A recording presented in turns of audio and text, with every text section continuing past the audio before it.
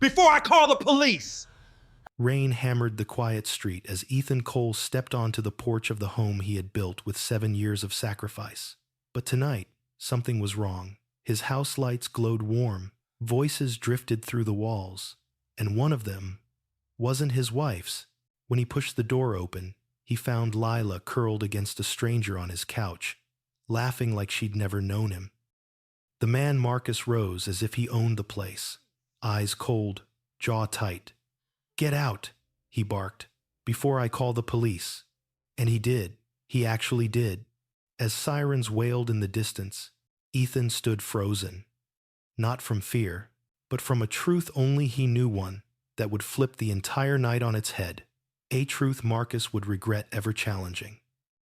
The rain deepened as Ethan Cole stood there, water slipping down the collar of his shirt, soaking into the fabric until it clung to him like a second skin. The neighborhood of Briarwood Heights was usually calm at night, porches lit with warm yellow lamps, wind chimes tinkling, distant televisions murmuring soft blue light. But tonight, everything felt sharpened, charged, as if the entire street was holding its breath with him. He had driven home earlier than expected, stomach still twisted from the argument he and Lila had left unfinished that morning. A stupid, spiraling exchange about schedules and priorities that somehow ended with her saying, "Maybe, if you cared enough, you'd know what I need." The words still stung, not because they were cruel, but because Ethan feared they might be true. He had rehearsed an apology in the car. He planned to tell her he wanted them to take a weekend away. Just the two of them. He planned to admit he'd been distant, overwhelmed, unsure of how to reach her anymore. He planned so many things. But none of those plans survived the moment he stepped onto the porch and heard the laughter. Not Lila's. Hers was soft, bright, like sparkling water. This one was deeper, louder, the sound of a man who felt entirely too comfortable inside a house that wasn't his. At first, Ethan froze, wondering if he had misheard. The storm made everything echo strangely, but then he heard Lila's voice. Unmistakable, accompanied by the clinking of glasses. She sounded happier than she had in months. He fumbled with the key, hands trembling not from the cold, but from an instinctive dread that spread through his veins like poison. The lock clicked. He pushed the door open. The warmth inside hit him first. The kind of warmth you only get when a home is lived in at that exact moment, not simply existing empty while waiting for someone to return. The lighting was soft, golden. Music hummed from the speaker he and Lila had bought together on their second anniversary. A jazz playlist. She hated jazz. Ethan loved it, which meant someone else had turned it on. When he stepped into the living room, it felt like stepping onto a stage built to destroy him. Lila sat curled on the couch in the blanket he slept with when he worked late. His blanket, her head leaning gently against a man's shoulder, a man he had never seen before. The stranger was tall, broad-shouldered, with the kind of confidence that didn't need to announce itself. He held a glass of wine like he belonged here, legs spread comfortably, owning the space. They didn't even notice Ethan at first. Lila was mid-laughter, the kind of laugh she rarely offered Ethan anymore, free, unburdened. Then her eyes drifted up. The moment she saw him, everything inside her froze. The glass slipped slightly in her hand. Ethan. The stranger turned, his brows pulled together, not in shock, but in irritation, an annoyance reserved for unwelcome guests. "In your home, who the hell are you?" the man snapped. Ethan didn't answer, couldn't. The world around him had gone muffled, thick, like sound underwater. His gaze drifted from Lila's flushed cheeks to the open bottle of wine on the table, to the blanket wrapped around her legs, to the man's hand still resting too close to her thigh. It didn't take much to understand the picture. It didn't take any effort at all. Lila stood abruptly, her voice strained. "Ethan, why are you? You weren't supposed to be home until tomorrow." "Not I can explain. Not. This isn't what you think, simply. You weren't supposed to be home." Ethan felt something primal twist inside him. a pull between heartbreak and disbelief. The version of Lila he had loved for years, warm, impulsive, kind, felt like a ghost now, flickering and distant, while this new version stood right in front of him, panicked, not because she'd betrayed him, but because she'd been caught. The stranger stepped forward. "All right, I'm going to ask you one more time," he said, tone turning sharper, colder. "Who are you?" Ethan's lips parted, but no sound came. Lila's breath hitched. "Marcus. Wait, Marcus." So this was Marcus, the name he'd never heard before today, and yet somehow felt carved into every red flag he'd ignored. Marcus squared his shoulders. "You need to leave. Right now. This house doesn't belong to you." Something flickered in Ethan's eyes. Shock, then confusion, then a slow, stunned realization. Marcus wasn't just confident. He was certain. Certain this place was his territory. Certain Ethan had no claim here. Ethan glanced at Lila. She didn't deny it. She didn't correct Marcus. She didn't even look at Ethan with remorse, only terror that her affair was spiraling beyond her control. Marcus pulled out his phone. "That's it. I'm calling the police." Ethan watched him dial, each beep stabbing into the silence. "Yes, I'd like to report an intruder," Marcus said. Eyes locked onto Ethan with victorious satisfaction. "He broke into this home. He's threatening us." Threatening. Ethan hadn't moved an inch. He stood as still as the photographs that used to hang on these walls. Photographs that were now missing. A hollow ache spread through his chest. Heavy and overwhelming. He had suspected for weeks. He had sensed something unraveling. But never, not in his darkest imagining, had he pictured standing in his own living room while his wife's lover called the police on him. Lila stepped closer to Marcus, hiding partially behind him, as if Marcus were her protector and Ethan a stranger. "Please hurry," Marcus pressed. "We need someone here now." The operator must have reassured him, because Marcus ended the call smirking. "You're done here," he told Ethan. "This place isn't yours. You have no right to be in someone else's home." Ethan let out a breath, slow, shaky, but his expression didn't collapse the way Marcus seemed to expect. Instead, something steadied inside him. A quiet, dangerous calm. He looked around the room, at the furniture he had built, the art he had chosen, the life he had poured himself into. Then he met Marcus's glare, and the faintest, almost imperceptible smile touched the corner of Ethan's mouth.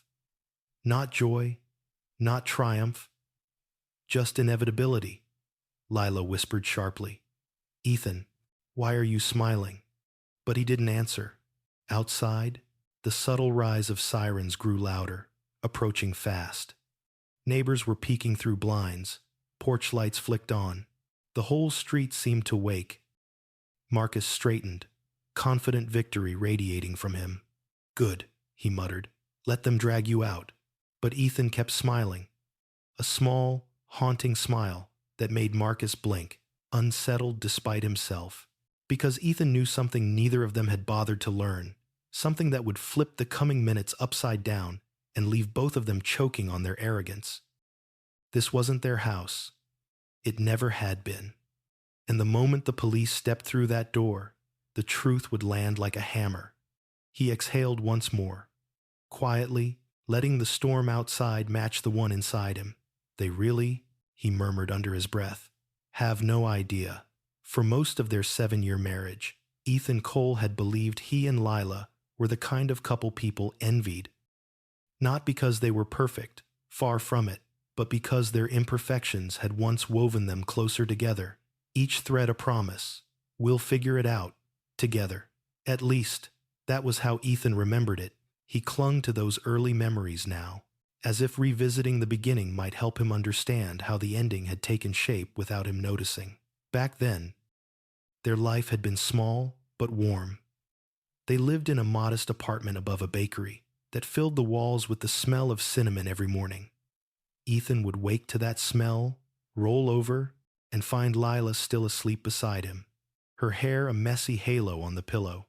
She used to laugh in her sleep, tiny giggles that bubbled out when she dreamed.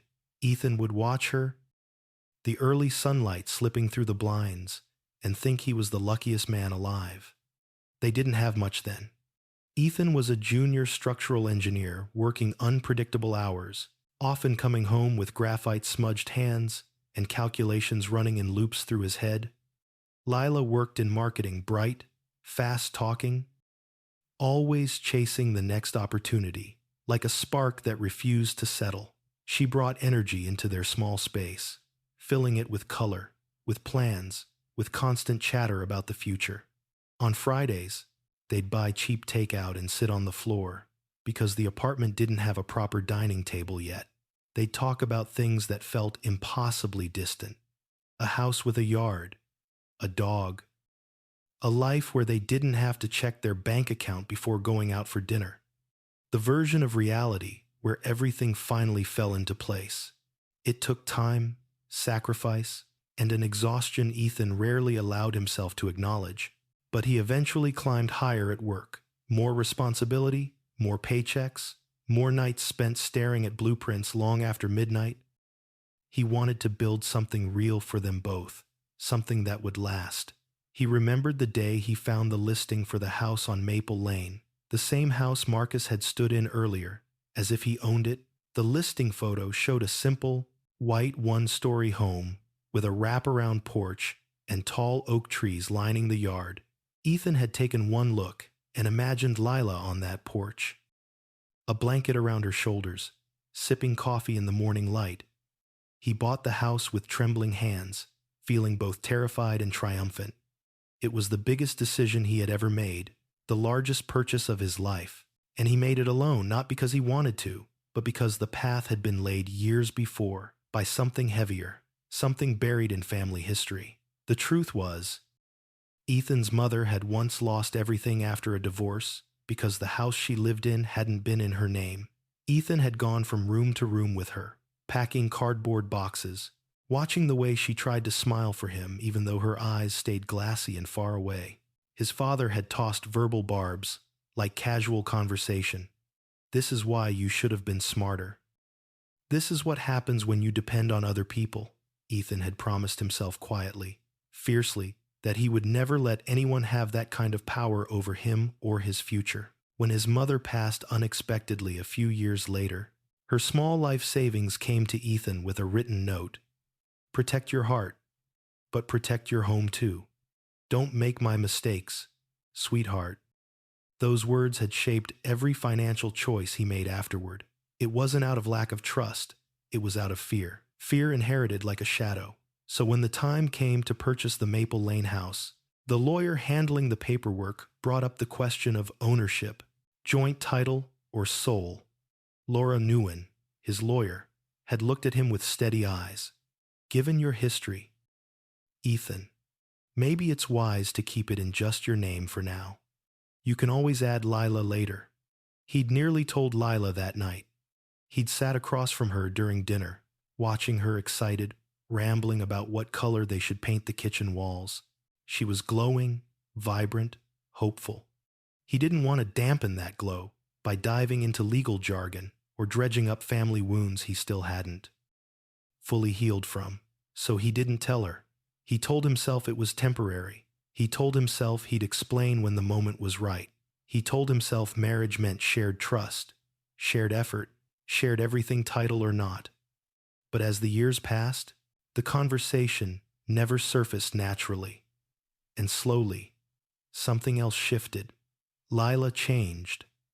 At first, it was subtle, arriving home later, brushing him off when he asked about her day. She had always been social, but now she seemed to live for the nights out.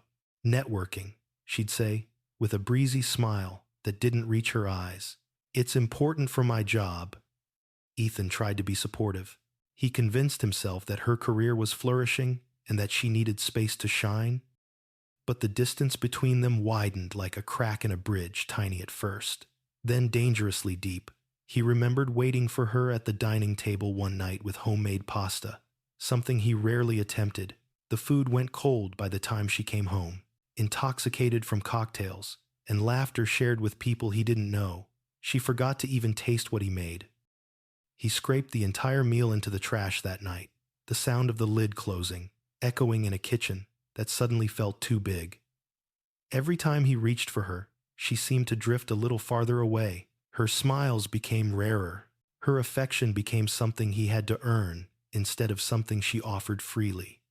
And somewhere along the way, Ethan noticed moments that didn't fit into the life they had built. A hotel booking confirmation buried in her email, a different scent clinging to her clothes, a shift in the way she looked at him, not with love or warmth, but with impatience, as if he were an obstacle she needed to navigate around. He kept asking himself the same silent question. When did she stop seeing me? But the truth was harsher. Lila hadn't just stopped seeing him. She had started seeing someone else. The memories of who they once were became painful. Jagged things too sharp to hold, but too significant to discard. Ethan clung to them like drifting planks of a sinking ship, hoping they could keep him afloat long enough to understand where everything had gone so wrong. Yet in all his reflection, he never once imagined that the man she chose would not only invade the most intimate parts of their marriage, but would also stand inside the home Ethan bought, the home he built, the home he bled for, and declare it wasn't his. And even in those early, uneasy days when Lila began to slip away, Ethan never could have predicted the storm that was coming. The betrayal, the lies, the calculated cruelty wrapped in charm, the fact that the person tearing his life apart wasn't just a stranger, but a man arrogant enough to believe he could erase Ethan entirely. The man who called the police, the man who thought he owned the house, the man who had no idea what was written in the foundation of those walls. Inside Ethan, something quiet, but powerful, began to awaken the early seed of clarity, forming long before he understood its meaning. His marriage wasn't just breaking. It had been breaking for a long time. He just hadn't seen it because he was trying so desperately to hold together every fragile piece. And Maple Lane, the home that was supposed to be the symbol of their future, it was about to become the battleground where the truth would finally demand to be seen. In the weeks leading up to the night, everything unraveled. Ethan had begun to notice the kind of details most people overlook, the quiet, creeping signs that something intimate is slipping out of your hands. It started with Lila's late nights. At first, Ethan didn't question them. She had always been dedicated to her job, and the marketing agency she worked for thrived on last-minute pitches and unpredictable client demands. But something about these new late nights felt different. They weren't frantic or stressful the way real work emergencies usually were. They felt curated, almost practiced. Lila would come home hours after sunset, smelling faintly of champagne instead of the office coffee she usually downed during late deadlines. She'd toss her purse on the counter and head straight for the shower. Ignoring Ethan's attempts to ask about her day, her answers were shorter, her tone sharper. Her whole presence seemed tuned to a frequency that Ethan was no longer allowed to hear. The shift was subtle, but relentless. One night, as Ethan waited on the couch with a bowl of pasta he'd reheated twice, he watched the clock tick past midnight. The apartment was silent, except for the steady hum of the refrigerator, a sound he'd never noticed until loneliness magnified it. When the door finally opened at 12:37 a.m., Lila stumbled in. Makeup smudged, hair wind-tangled, and cheeks flushed in a way that didn't match exhaustion. She didn't see Ethan at first. She was too busy kicking off her heels and muttering under her breath about how much fun the evening had been. Then she looked up and froze. "Oh, you're still awake." Ethan tried to smile, tried to keep his voice steady as he said, "I made dinner. You didn't text, so I wasn't sure." But before he could finish, she waved off the sentence. "Don't make this a thing, Ethan. I told you I had a client event." She hadn't told him. She used to tell him everything, even the things he didn't need to know, even the tiny details about coworkers or frustrations or hopes that had once made him feel like he was part of her world. Now he felt like an accessory to her life, something she could ignore until it became inconvenient. Ethan said nothing as she brushed past him, But when she leaned into his shoulder for balance, she whispered a name he had never heard before. The whisper wasn't clear, blurred by alcohol and fatigue, but there was no mistaking it. Marcus. The name struck Ethan like a cold wave.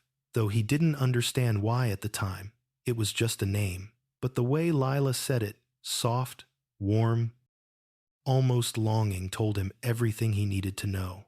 His stomach tightened with an instinctive dread, one he wasn't ready to acknowledge yet. The next day, Ethan tried to convince himself that he had misheard, or that Marcus was a co-worker, maybe a client, someone harmless, someone irrelevant. But then the other signs began to gather, each one landing like a quiet blow. Her phone was never left unattended anymore. She used to toss it on the table or leave it on the counter while cooking. Now, it was always upside down, always locked, always kept close to her body, as if it contained a second life she feared Ethan might glimpse. When she texted, she turned her body slightly away from him. When a notification buzzed, she flinched not out of guilt, but out of fear, he might ask. One afternoon, Ethan came home early after a canceled meeting. He found Lila sitting on the edge of the bed, smiling at her phone in a way she hadn't smiled at him in months. Not the polite smiles she gave him now, but the unguarded kind, the kind that lit up her whole face. She didn't hear him walk in. She didn't see him standing in the doorway.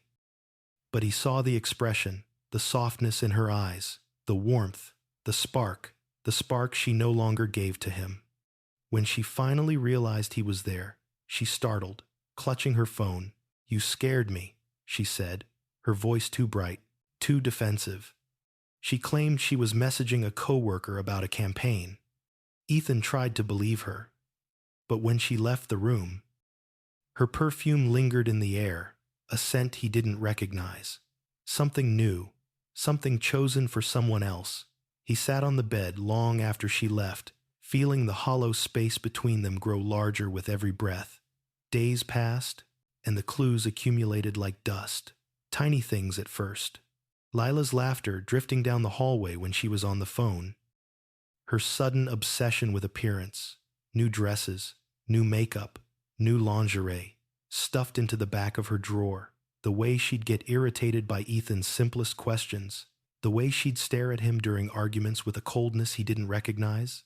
One evening, Ethan stopped by her office to surprise her with lunch. It was something he used to do early in their marriage. A gesture she had once loved.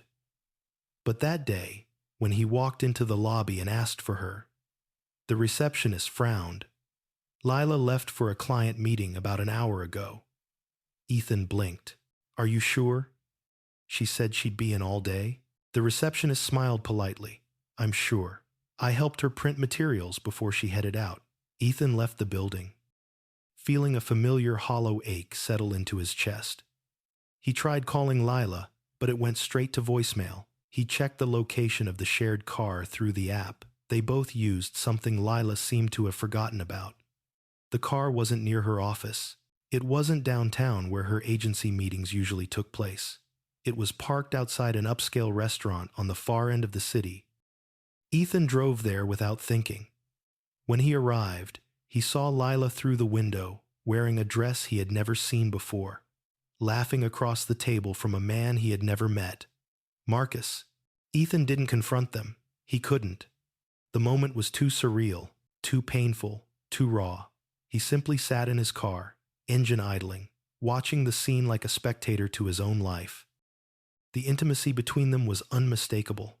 The way Marcus leaned in, the way Lila gently touched his arm, the way her smile softened, a smile Ethan hadn't seen in months. That night, when Lila came home, her hair smelled like cardamom and citrus scents from the restaurant Ethan couldn't stop thinking about.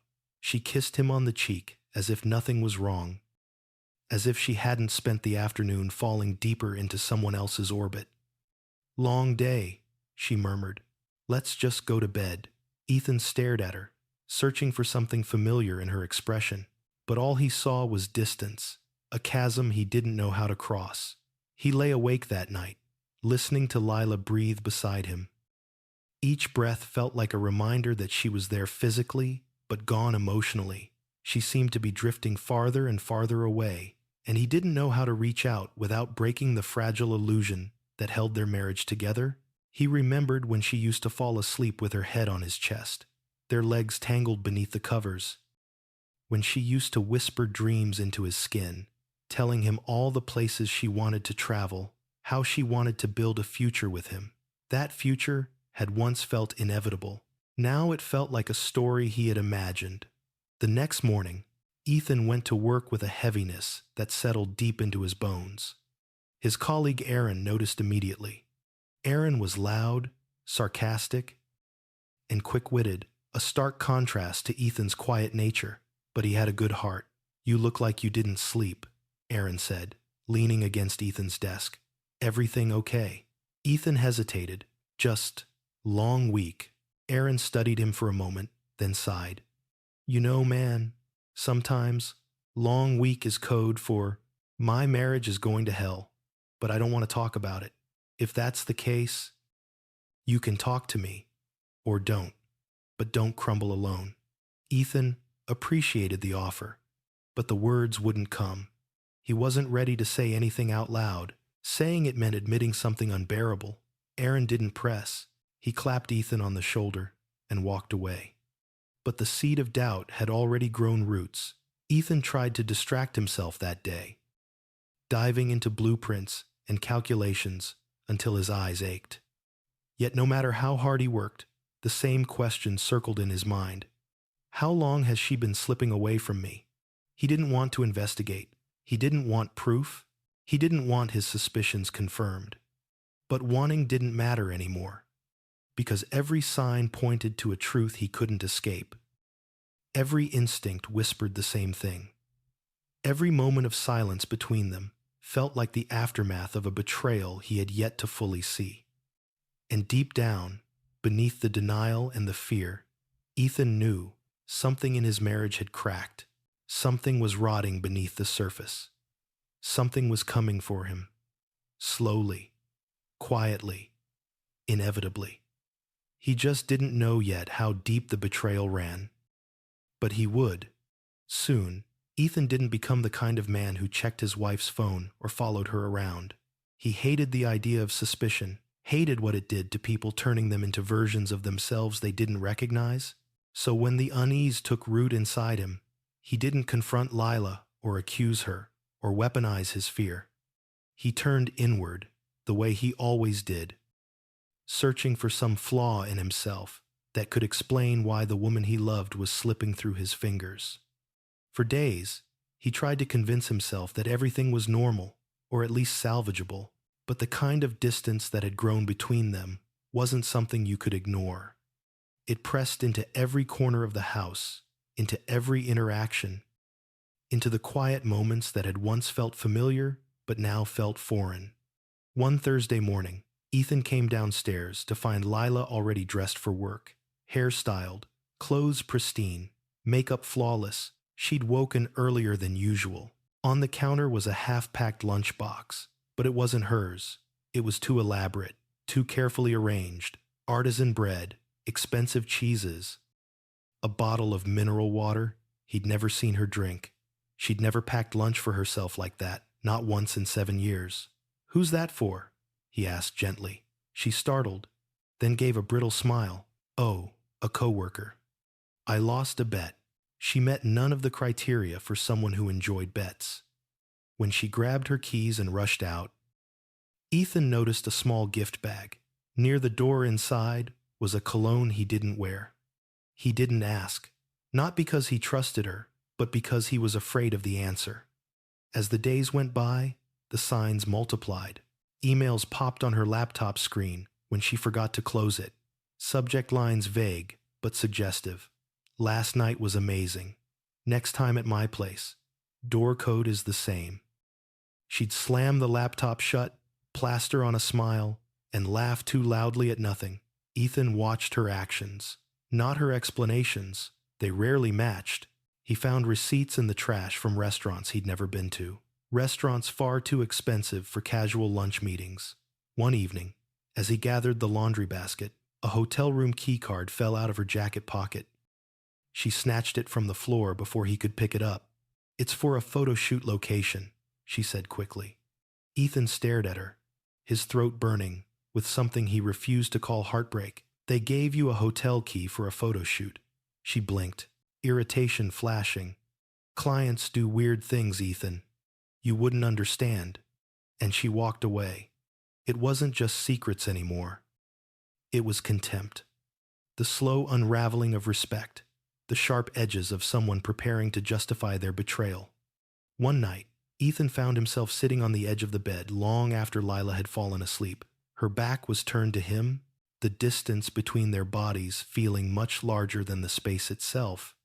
He remembered when she used to roll toward him in her sleep, fingers curling into the fabric of his shirt. Now she slept like a stranger, still, distant, unreachable. He looked at her and felt the truth forming, unspoken but inescapable. He had lost her, or maybe she had left him long before he noticed. Still, he needed clarity. Not accusations, not rage, just clarity. He began paying attention not to what she said, but to what she did. When she claimed she was working late, he checked the shared car app. Sometimes the car was at her office. Other times it was across town, parked near places that didn't match her stories. One evening, the car was at a luxurious high-rise hotel, the same brand as the keycard he'd seen earlier. He didn't go there. He couldn't. Something in him clung to the idea that if he didn't witness it with his own eyes, he could delay the pain, delay the truth. But delay was no longer a luxury. One afternoon, Ethan arrived home early. He never came home early. His job rarely allowed it. But that day, a site inspection ended hours ahead of schedule, and he decided almost impulsively to use the unexpected free time to reconnect, maybe cook dinner, maybe try to have an honest conversation. When he walked through the door, the house was silent. Leela's purse was missing. Her shoes were gone, but a strange detail caught his eye. The hallway camera light was off. He checked the panel, camera disabled. He checked the living room, camera disabled. He checked the bedroom, camera disabled. Lila didn't know much about the system. Ethan had set it up. The only way to disable it was to enter the admin password, a password she did not have. Someone else did. Sweat prickled across Ethan's skin. He dialed into the cloud backup, the one he'd set up years ago, the one you couldn't disable without physically unplugging the modem. The footage streamed grainy, timed, factual. 11:14 a.m. The front door opened. Lila walked in. Marcus followed. Ethan had never seen Marcus before that moment, but everything about him instantly filled the frame with threat. The confidence, the ease with which he entered the home, the way he tossed his jacket on the couch like it belonged there. Lila greeted him with a kiss, not hesitant, not guilty, but familiar, practiced. Ethan watched his wife smile, a smile he hadn't seen in months. The camera angle caught just enough to tell the story. Marcus touching the pictures on the wall, chuckling as he removed one Ethan and Lila at their wedding. He held the frame, made a comment Ethan couldn't hear, and set it face down on the table. Ethan felt something tighten inside him, something ancient and protective. He kept watching. Marcus walked around the house, like he was evaluating it. He opened cabinets. He peeked into the office. He moved items. He talked to Lila like someone planning a future inside walls that weren't theirs. When the audio fed in, Ethan heard Marcus's laugh, arrogant, confident. "You really think he'll hand over half the house after the divorce?" Lila laughed quietly. "He won't have a choice. It's marital property." Ethan's jaw clenched. Marcus responded, "Perfect. Once it sells, we start fresh. This place isn't his forever." Ethan stopped the footage. He didn't want to hear more. He didn't want to witness the dismantling of everything he had built, but he needed the truth. And the truth was sharper than any accusation he could have imagined. That was the moment he realized something fundamental. Lila wasn't just having an affair. She was planning to replace him, erase him, rewrite the story of the house he had poured his life into. And Marcus, this man he had never met, spoke with the entitlement of someone already claiming territory. Ethan shut the laptop and leaned back, feeling the edges of his world tilt. His breath came shallow and uneven. His hands trembled, not from rage but from grief, deep, marrow-level grief. He wanted to scream. He wanted to confront her. He wanted to believe he could fix what had broken. But something inside him whispered that the time for fixing had long passed. Ethan didn't tell Lila that he knew. He didn't confront her that evening when she came home. At 9 p.m., smelling of a perfume she only wore on dates with Marcus, she walked past him with a faint smile that felt like pity. He didn't respond. Instead, he began documenting everything. Quietly, precisely, methodically. One night, he sat across from his coworker Aaron at a bar. Nursing a drink he barely tasted. "I think something's going on," Ethan admitted, the words feeling foreign in his mouth. Aaron's expression softened with concern. "What happened?" "Just signs," Ethan murmured. "A lot of signs." Aaron leaned in. "If there's one thing I know, man, signs don't lie. People do." Those words lingered. Ethan went home with a new clarity, not the kind that made betrayal easier, but the kind that made it unavoidable. For the first time, he allowed himself to imagine a truth he had been running from. His marriage wasn't in trouble. It was already over. He just hadn't accepted it yet. And somewhere out there, a man named Marcus was already acting like he owned the life Ethan had built. But the one thing, neither Marcus nor Lila knew, the thing that would change everything, was that the foundation of this home had been laid by Ethan's own hands, and that foundation held a secret neither of them saw coming. The name Marcus Hale settled into Ethan's mind like a weight he couldn't dislodge. It replayed in his thoughts during meetings, lingered at the edge of his awareness when he tried to sleep, echoed in the gaps between conversations at work. The name didn't just represent a man, it represented everything that was unraveling in his marriage. And now that Ethan had seen the footage, had watched the intimacy between Marcus and Lila unfold inside his own home, the name felt like a bruise he couldn't stop pressing. He needed to know who Marcus was, not out of jealousy but out of self-preservation, out of the aching need to understand the kind of person who stepped so boldly into someone else's life and treated it like his own. Late one evening, Ethan sat alone at his dining table, the same table where he and Lila once ate, takeout from cardboard containers, laughing about burnt noodles and blown light bulbs. Now the table felt like a relic from a different life. The glow from his laptop cast faint shadows on the walls as he typed Marcus Hale into the search bar. The results populated instantly. Photos, profiles, articles. Marcus wasn't just somebody. He was someone. A name people in the advertising world recognized. A man with a polished LinkedIn page, full of awards and promotions. Tall, good-looking, charismatic. The kind of man who thrived in an industry built on charm and image. Ethan clicked on a social media photo. Marcus stood beside a rooftop pool, drink in hand, smiling in a way that suggested he had never known insecurity. The caption read, "Another successful pitch, celebrating big moves." Ethan felt something cold settle beneath his ribs. A man like Marcus didn't just enter someone's marriage casually. He didn't stumble into affairs. Men like him calculated, pursued, strategized, and if the footage was any indication, Marcus wasn't just interested in Lila. He was interested in the life attached to her. That night, Ethan went through the camera footage again. Slow motion, pausing when Marcus walked into the house for the first time. The way he assessed the living room, eyes scanning the decor, the layout. The furniture wasn't the gaze of a visitor. It was the gaze of a man mentally rearranging the space in his favor. A moment from the footage stood out, Marcus lifting a framed photograph from the mantel. The picture was from Ethan and Lila's 5th anniversary, the two of them standing in front of the ocean, wind sweeping Lila's hair across her face. Ethan remembered the day clearly.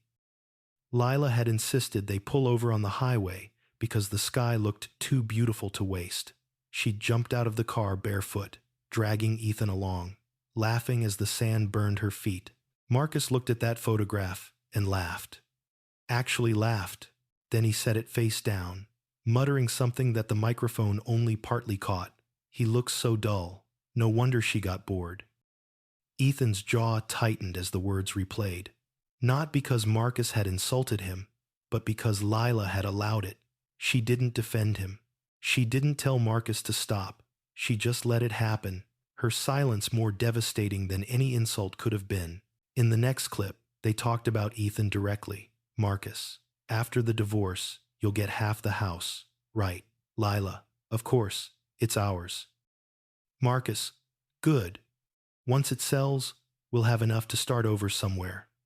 Better. Somewhere better. Better than Ethan. Better than the man who had built this life from the ground up. That moment was when something inside Ethan snapped, not violently, not physically, but quietly. Like a thread pulled too tight. The kind of snap you don't hear until everything that depends on that thread begins to unravel. He kept watching. In another clip, Marcus walked around the kitchen, rearranging drawers, opening cabinets, shaking his head at Ethan's neatly organized spice rack. This has to go, he said casually, as though he were already renovating a future home. Ethan paused the footage and stared at the screen. He felt humiliation mixed with disbelief. It was one thing for his wife to betray him, but to hand over their home, his home, to a stranger, to let that stranger mock him inside the walls he paid for, maintained, loved. For the first time in weeks, anger, not sadness, rose in him. Slow, steady, controlled. But he didn't let the anger consume him. Instead, he let it clarify him. He needed evidence. He needed strategy. He needed control. And so, Ethan began documenting every detail meticulously. He saved the camera footage to multiple drives. He exported timestamp logs from the home system. He captured screenshots of Lila's hotel bookings, her lengthy phone calls with Marcus, her bank transactions that didn't match her explanations. But the hardest evidence was an email he found by accident. Lila had left her laptop open while she showered. A notification popped up on the screen. The preview read, "Marcus.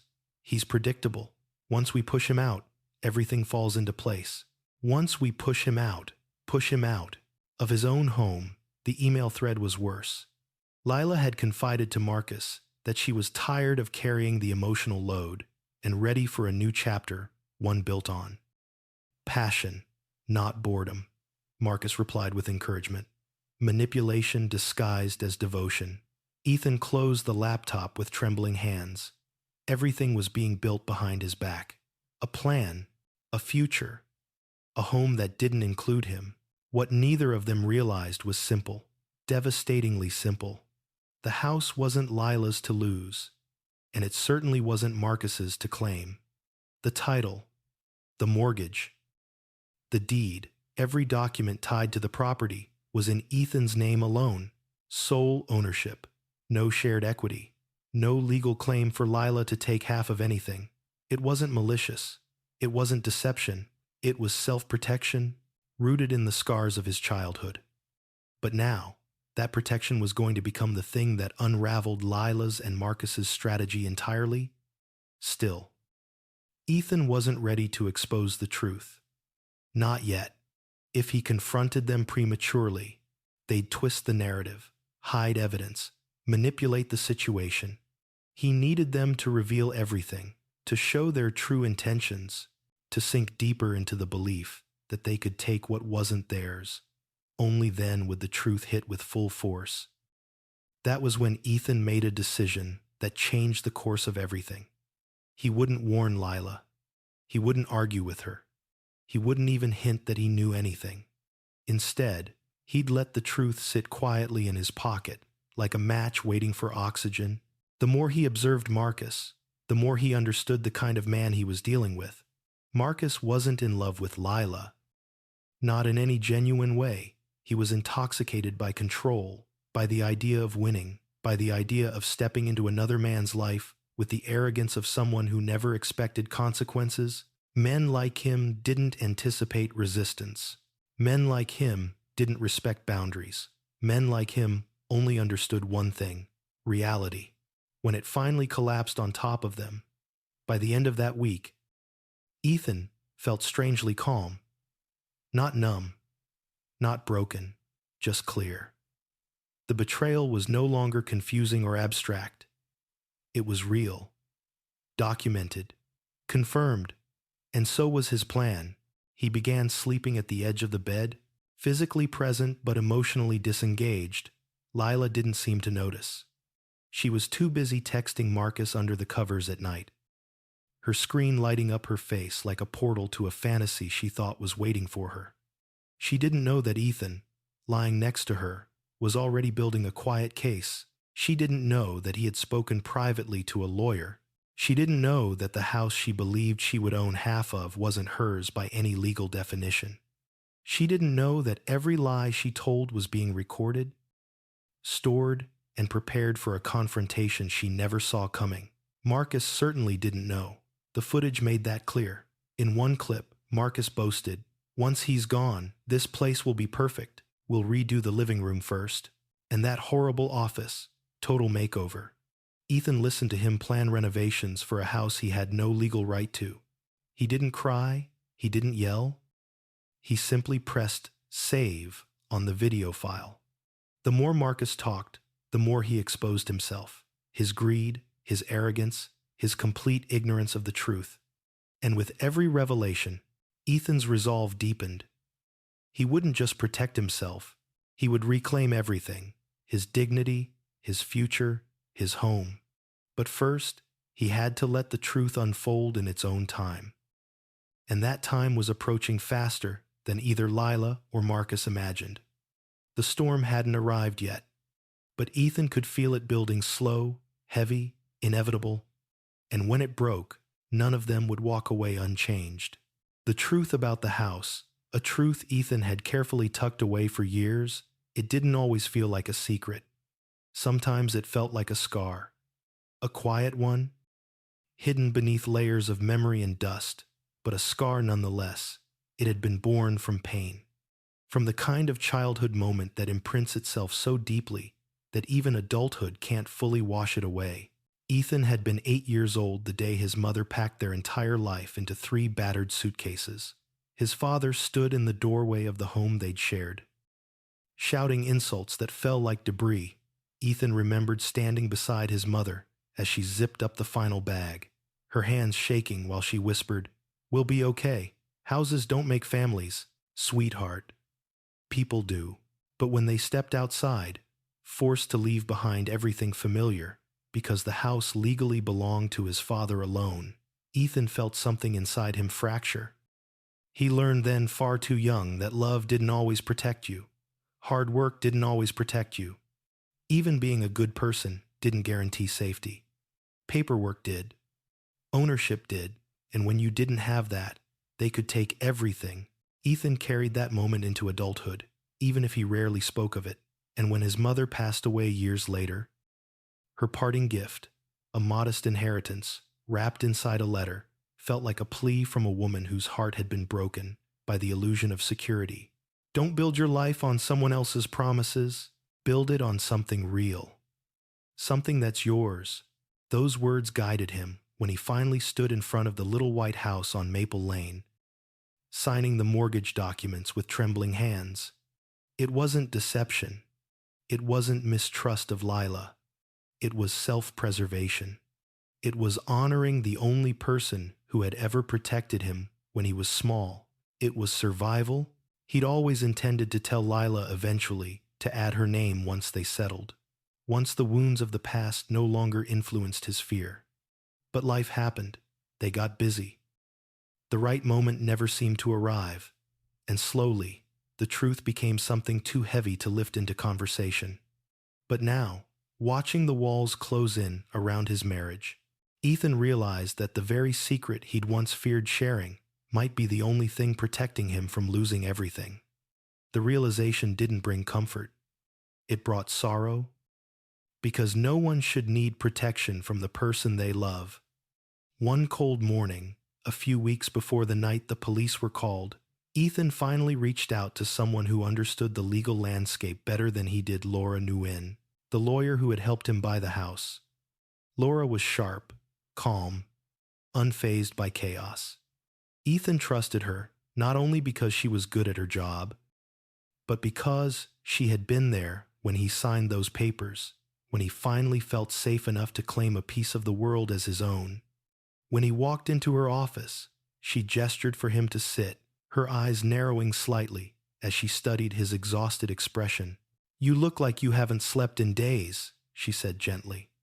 "I haven't," Ethan admitted, forcing a weak smile. Laura didn't pry. She waited.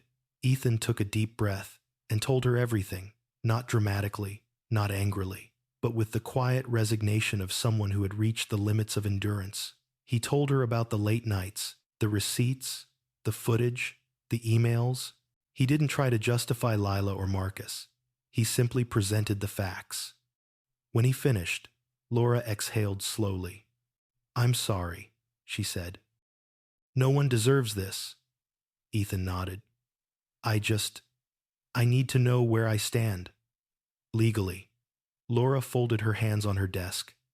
"Well, the good news is that the house is entirely yours. Sole ownership means exactly that. No matter what she believes, or what Marcus has told her, Lila has no automatic claim to it unless you added her to the title." "I never did."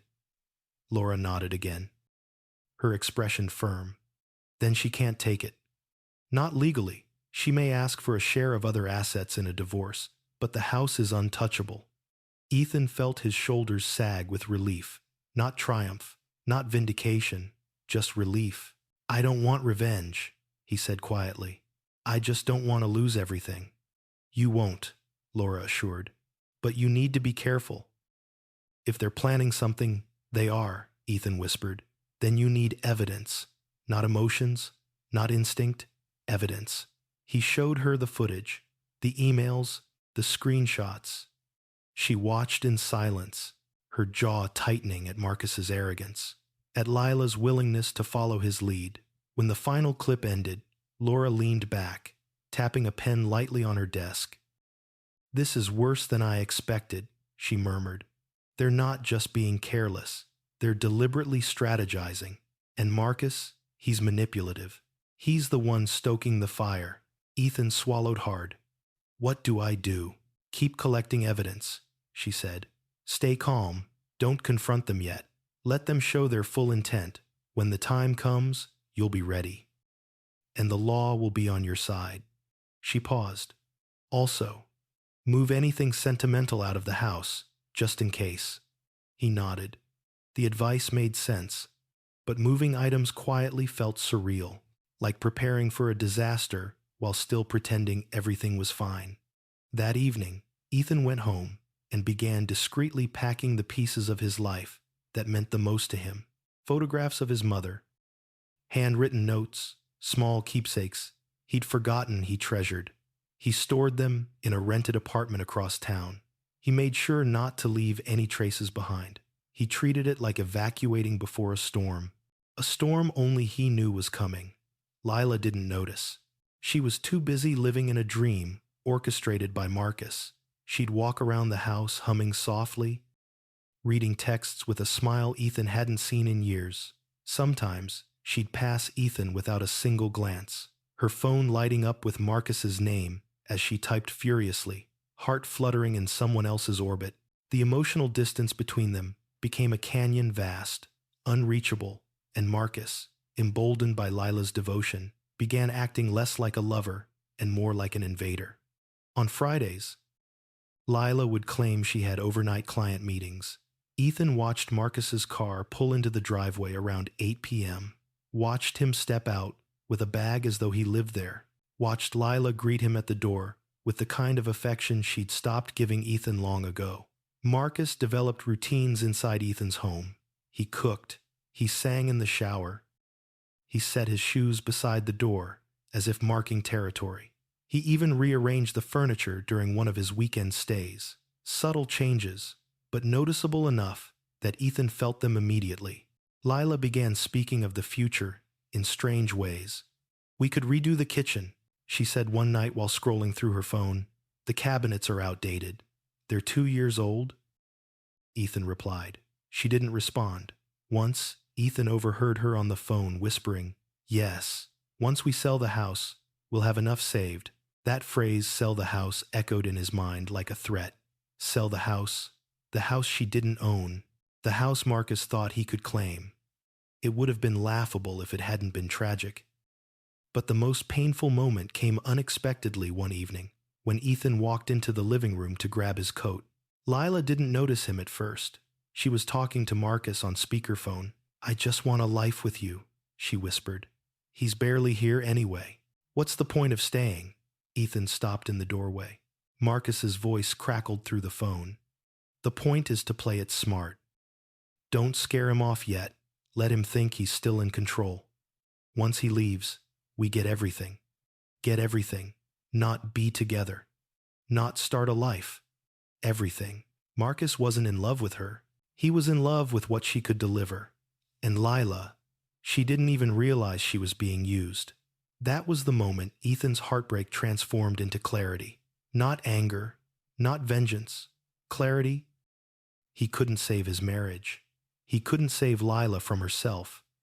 But he could save his home, his dignity, his future. The truth about the house wasn't a weapon. It wasn't revenge. It was simply the anchor he'd placed in the foundation of his life, long before he knew he would ever need it. And soon, that truth would become the single force, powerful enough to collapse Marcus's entire illusion.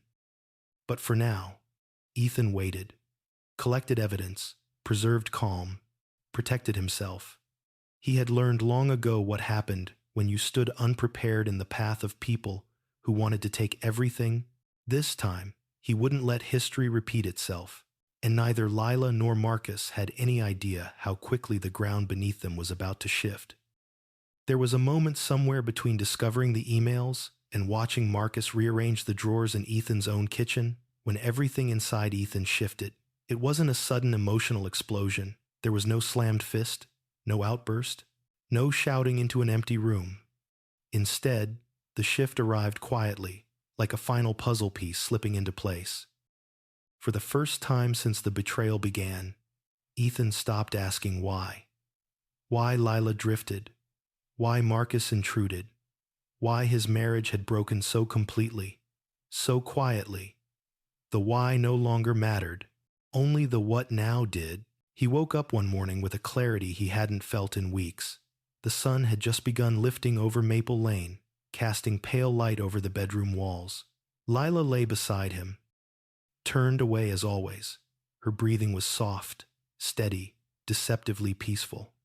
The same woman who whispered to another man at night slept inches from him like nothing had changed. Ethan watched the sunrise fill the room, and for the first time, he didn't feel crushed beneath it. Instead, he felt grounded. He wasn't the helpless victim Marcus assumed he was. He wasn't the oblivious husband Lila believed she could manipulate. He wasn't powerless.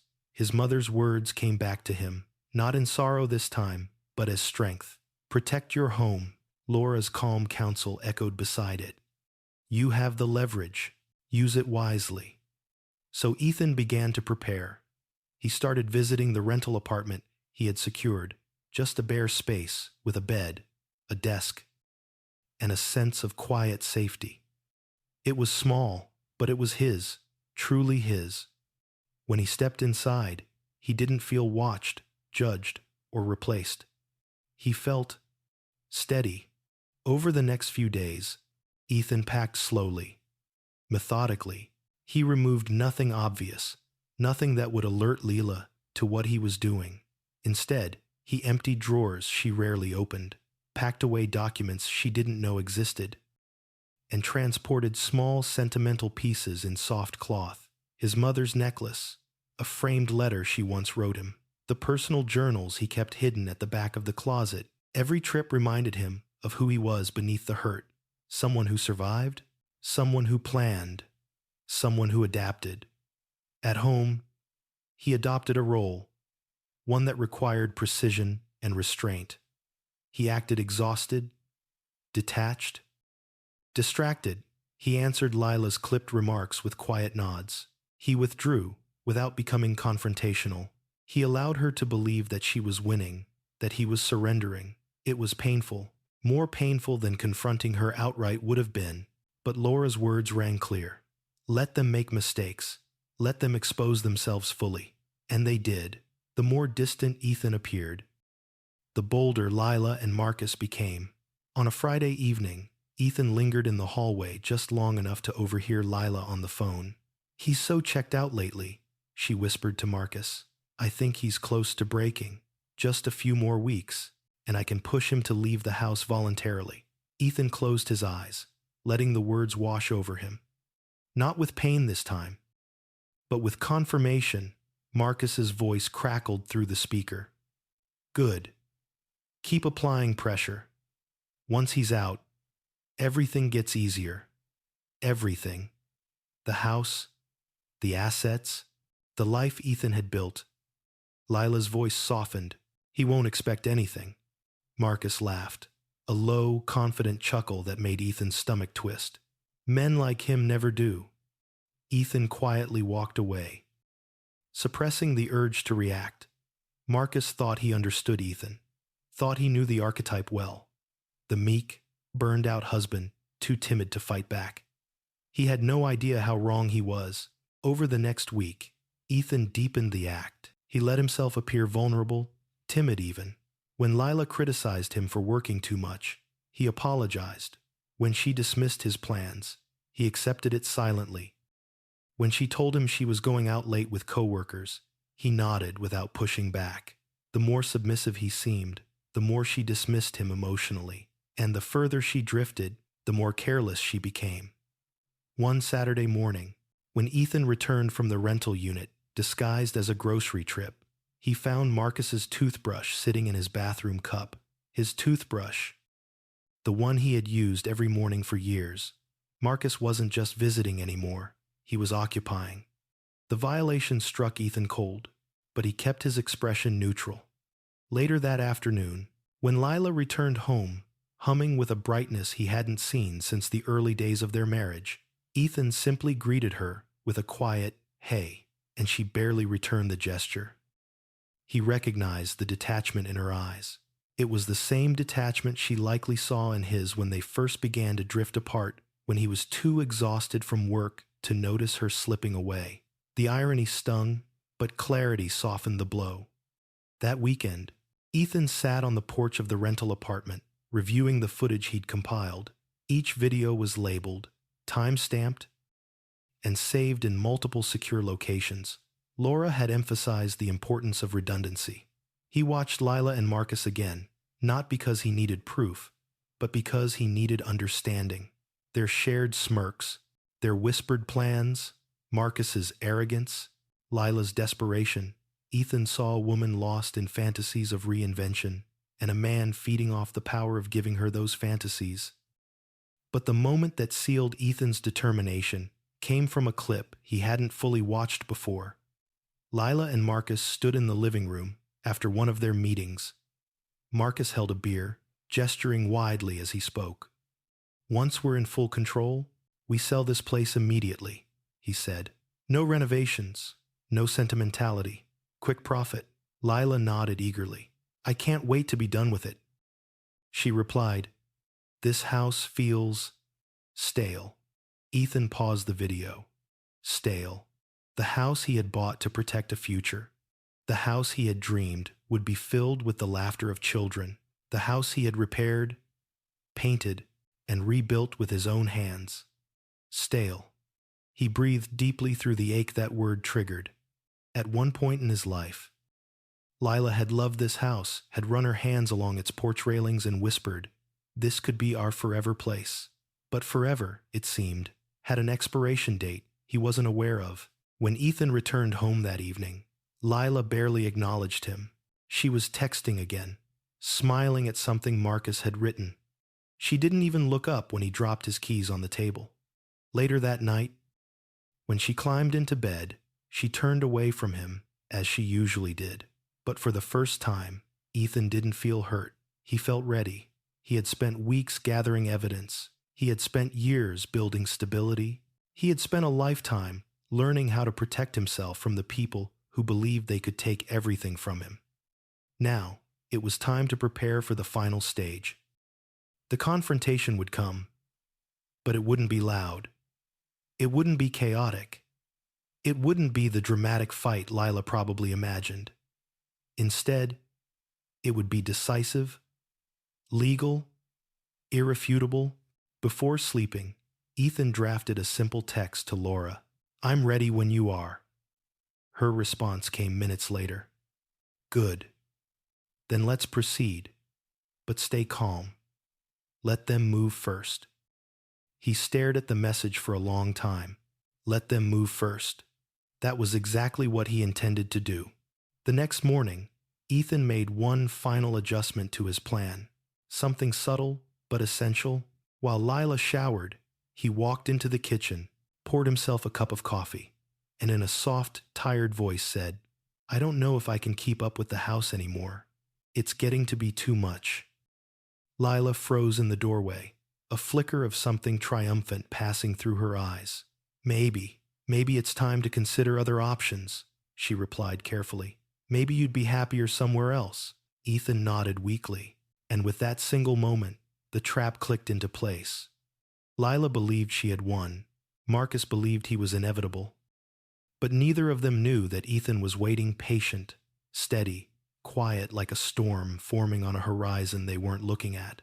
Everything was falling into place, just not the way they thought. By the time autumn crept into Briarwood Heights, Marcus had begun treating Ethan's home as if it were an Airbnb he had extended indefinitely without permission. And worst of all, Lila encouraged it not always directly, but with her silence, her smiles, her open gestures that wordlessly welcomed Marcus deeper into a life that wasn't hers to give. The transformation didn't happen overnight. It was gradual, insidious, almost artistic in the way Marcus threaded himself into the rhythms of the house. He brought groceries once, then started stocking the fridge regularly. He cooked elaborate meals on weekends, then began rearranging cookware to his liking. He changed playlists on the home speakers, then assigned himself full control of them. He spent one night, then three, then entire weekends, leaving behind toiletries, clothing, spare shoes, and a cologne bottle that filled the bathroom with an intrusive musk Ethan grew to despise. It was territorial, calculated, exactly the kind of move a man like Marcus would make, bold but disguised as casual confidence. The first time Ethan saw Marcus lounging on his couch, barefoot, with the TV remote resting comfortably in his hand, he felt a coldness sweep through him. Marcus didn't flinch when Ethan entered the room. He didn't pretend to be embarrassed or pretend he was a guest overstaying. He simply looked over, nodded, and said, "Hey man, Lila said you were out for the day." The familiarity in his voice made Ethan's skin prickle, not because of its warm tone, but because it was the warmth of someone who had already rewritten the story in his head, a story where Ethan was the outsider and Marcus was the rightful occupant. Lila entered the room moments later, smiling awkwardly, avoiding Ethan's eyes. She acted as though nothing was strange, as though this situation, her lover casually greeting her husband in his own living room, was just another afternoon. That afternoon, Ethan made a new choice. He would not react emotionally. Marcus thrived on emotional chaos, on insecurity, on power imbalance. If Ethan lost control, Marcus would win. If Ethan remained steady, Marcus would reveal himself. And reveal himself he did. Over time, Marcus's behaviors grew more brazen. On a Saturday morning, Ethan discovered Marcus had thrown away 2 framed photographs, Ethan and Lila at a carnival during their 3rd year of marriage, and another of Ethan with his mother when he graduated college. He found both frames in the kitchen trash can. Marcus had replaced them with a neon sculpture shaped like a lightning bolt. When Ethan held up the discarded photos in front of Lila, she didn't apologize. She only sighed. Marcus thought the house needed a fresh look. The house Marcus assumed would one day be his. Ethan didn't argue. He stored the photos away carefully and wrote down the incident. The more Marcus inserted himself into the home, the more the house shifted subtly but undeniably from a sanctuary into a battleground. Ethan began recognizing what Laura had warned him about. These weren't just personal violations. They were indicators of intent, indicators that Marcus believed he was not only taking Ethan's wife, but also his stability, his property, his identity. But what Marcus believed didn't change what was real. The house was Ethan's, every inch of it, every brick, every nail, every signed document, and Marcus was building fantasies atop foundations he had no rights to. One afternoon, Ethan returned from work early. He didn't intend to walk in unnoticed. It simply happened.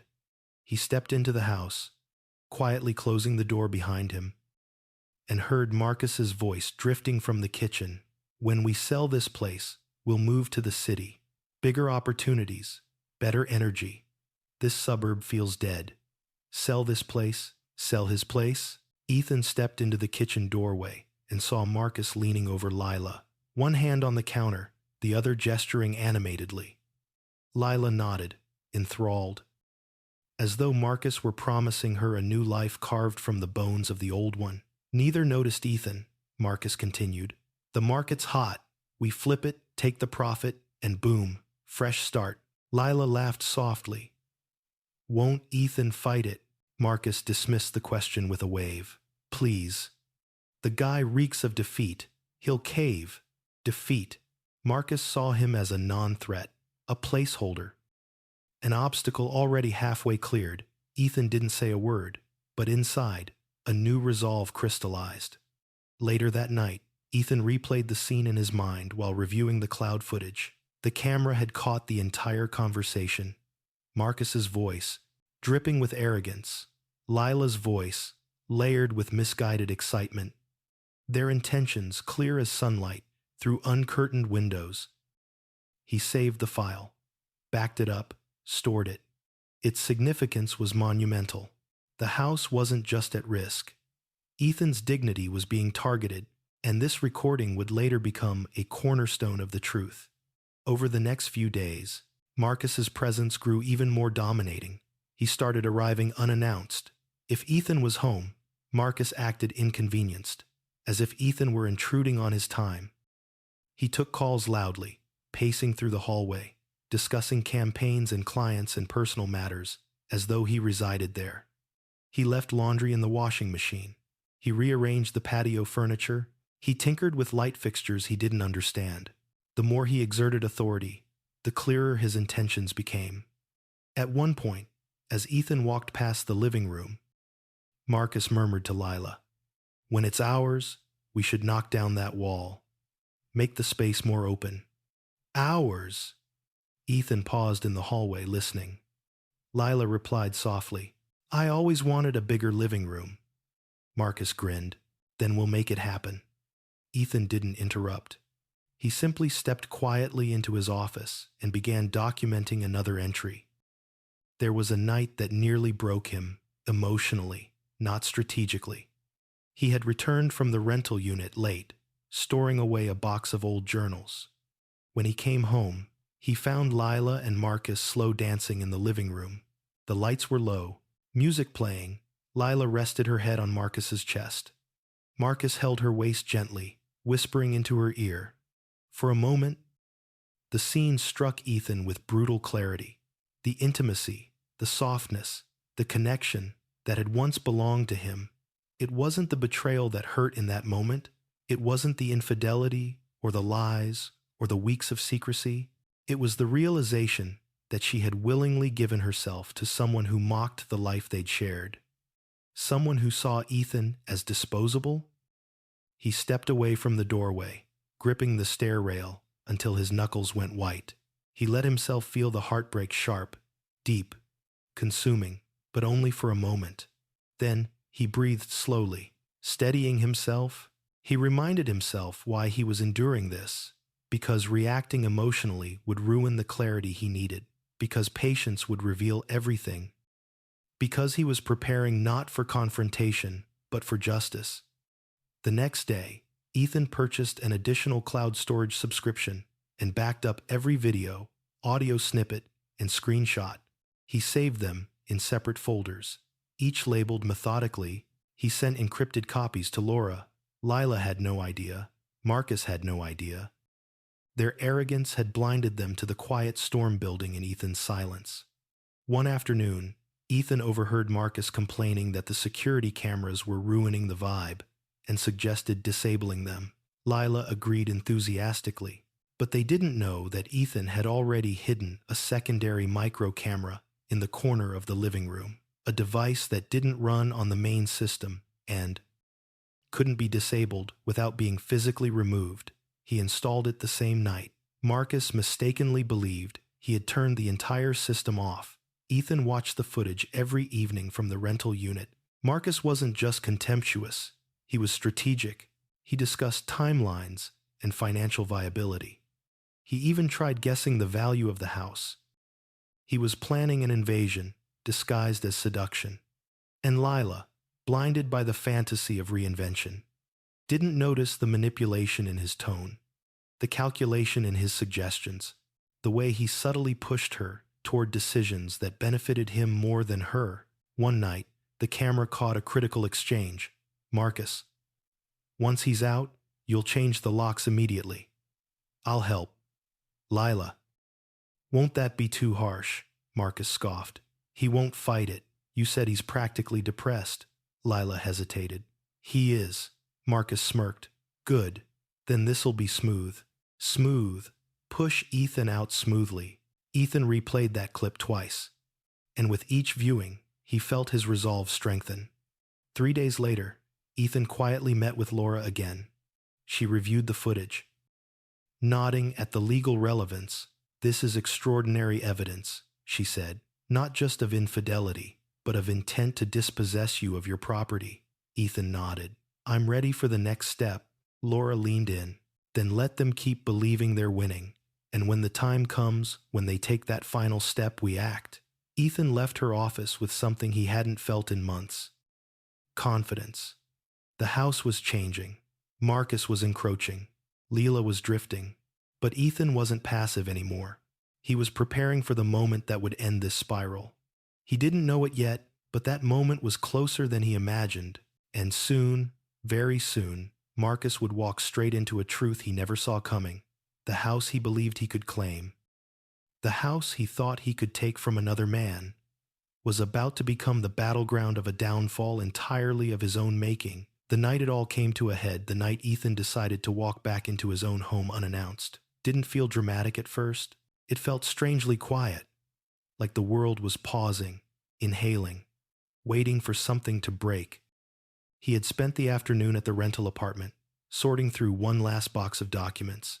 Plans, insurance papers, tax forms, everything he needed ready for what Laura called the moment of truth. Her instructions were simple. Don't confront them until they overstep in a clear, undeniable way. Let them initiate. Let them expose themselves. For weeks, Ethan had waited. He had gathered evidence, stayed silent, played the part of the worn-down husband who no longer had the energy to fight. And Lila, believing everything was shifting in her favor, grew careless. Marcus grew arrogant. The house transformed into a stage for their overconfidence. So when the final step came, Ethan didn't hesitate. It started with a single text from Lila, a message she sent with the kind of breezy dismissal she had learned to use around him. Going to a late work event. Don't wait up. He stared at the text, short, predictable, hollow, a lie as thin as paper. He sent back a simple reply.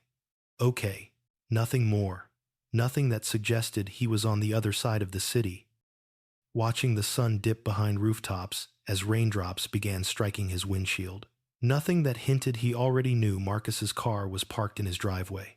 He waited 2 hours. Enough time for Marcus to settle in. Enough time for Lila to let her guard down. Enough time for whatever they were planning to play out naturally. Then he turned the key in the ignition and drove home. The rain intensified on the journey, heavy sheets drumming against the windshield, streetlights blurring into streaks of yellow. The storm swallowed the neighborhood in damp shadows, bending branches, rattling gutters. But Maple Lane was still the same quiet. picturesque, all trimmed lawns and white fences. Only now, Ethan saw the street differently, not as a place of refuge, but as a battlefield. Marcus's car, a sleek black hatchback, sat in the driveway like a misplaced pawn. The lights inside the house glowed warm, dancing in the rain-soaked windows. The world inside was alive, filled with voices and clinks and laughter. Laughter. Ethan sat in the car for a long moment, gripping the steering wheel. He stared at the silhouette moving behind the curtains. Marcus, tall and confident, moving through his space, making gestures like he owned the air. Not grief this time, not heartbreak, but something deeper, something resolved. He stepped out of the car, rain soaking his jacket, and walked up the driveway slowly, each step steady, grounded. The porch light illuminated his face as he approached the door, and for a brief moment, he saw his own reflection, calm, composed, unflinching. The key slipped easily into the lock, as it always had, as it always would. He opened the door. The warm air inside hit him immediately. The smell of rosemary and garlic, the scent of wine, the soft glow of candles. Ethan stepped in silently. Lila sat, curled on the sofa, laughing at something Marcus whispered into her ear. She wore a sweater Ethan had bought her years ago, navy blue, with tiny silver threads, but she wore it differently now, carelessly, like it no longer meant anything. Marcus stood behind her, pouring wine into her glass. His touch lingered on her shoulder. His presence filled the room. Ethan closed the door with a quiet click. Lila turned first. Her laughter died instantly. Ethan," she stammered, eyes widening. What? What are you doing here?" Marcus turned more slowly, annoyance flashing in his face, as if the person who actually lived here had inconvenienced him. "You weren't supposed to be back until tomorrow," Lila whispered, panic threading her voice. Ethan didn't answer. He didn't need to. His silence said everything. Marcus, emboldened, stepped forward with the posture of a man accustomed to getting his way. "This isn't a good time," he said, gesturing vaguely at the door. "You should leave." Ethan stared at him, unblinking. Lila rose from the sofa. "Please, Ethan, don't make this harder than it has to be." Ethan's gaze shifted to her, then back to Marcus. Marcus scoffed, misreading the silence entirely. He stepped closer, puffing his chest. "You heard her. You don't belong here right now." Ethan's jaw tightened for the first time, but he didn't rise to the bait. Marcus continued, louder, growing more theatrical. "Look, man, she's moved on. This house is basically ours now. Stop dragging this out. Ours." There it was again, the delusion. Ethan's eyes hardened not with anger, but with precision. Marcus made a dismissive gesture. "I'm calling the police." Lila flinched. Marcus, maybe don't. But he'd already dialed. The audacity was staggering. "Yes, I'd like to report an intruder," Marcus said, staring at Ethan with smug triumph. "He broke into our home. Yes, dangerous. Yes, please hurry." When he hung up, he smirked. "They'll be here soon." Lila looked from Marcus to Ethan, torn between fear and confusion.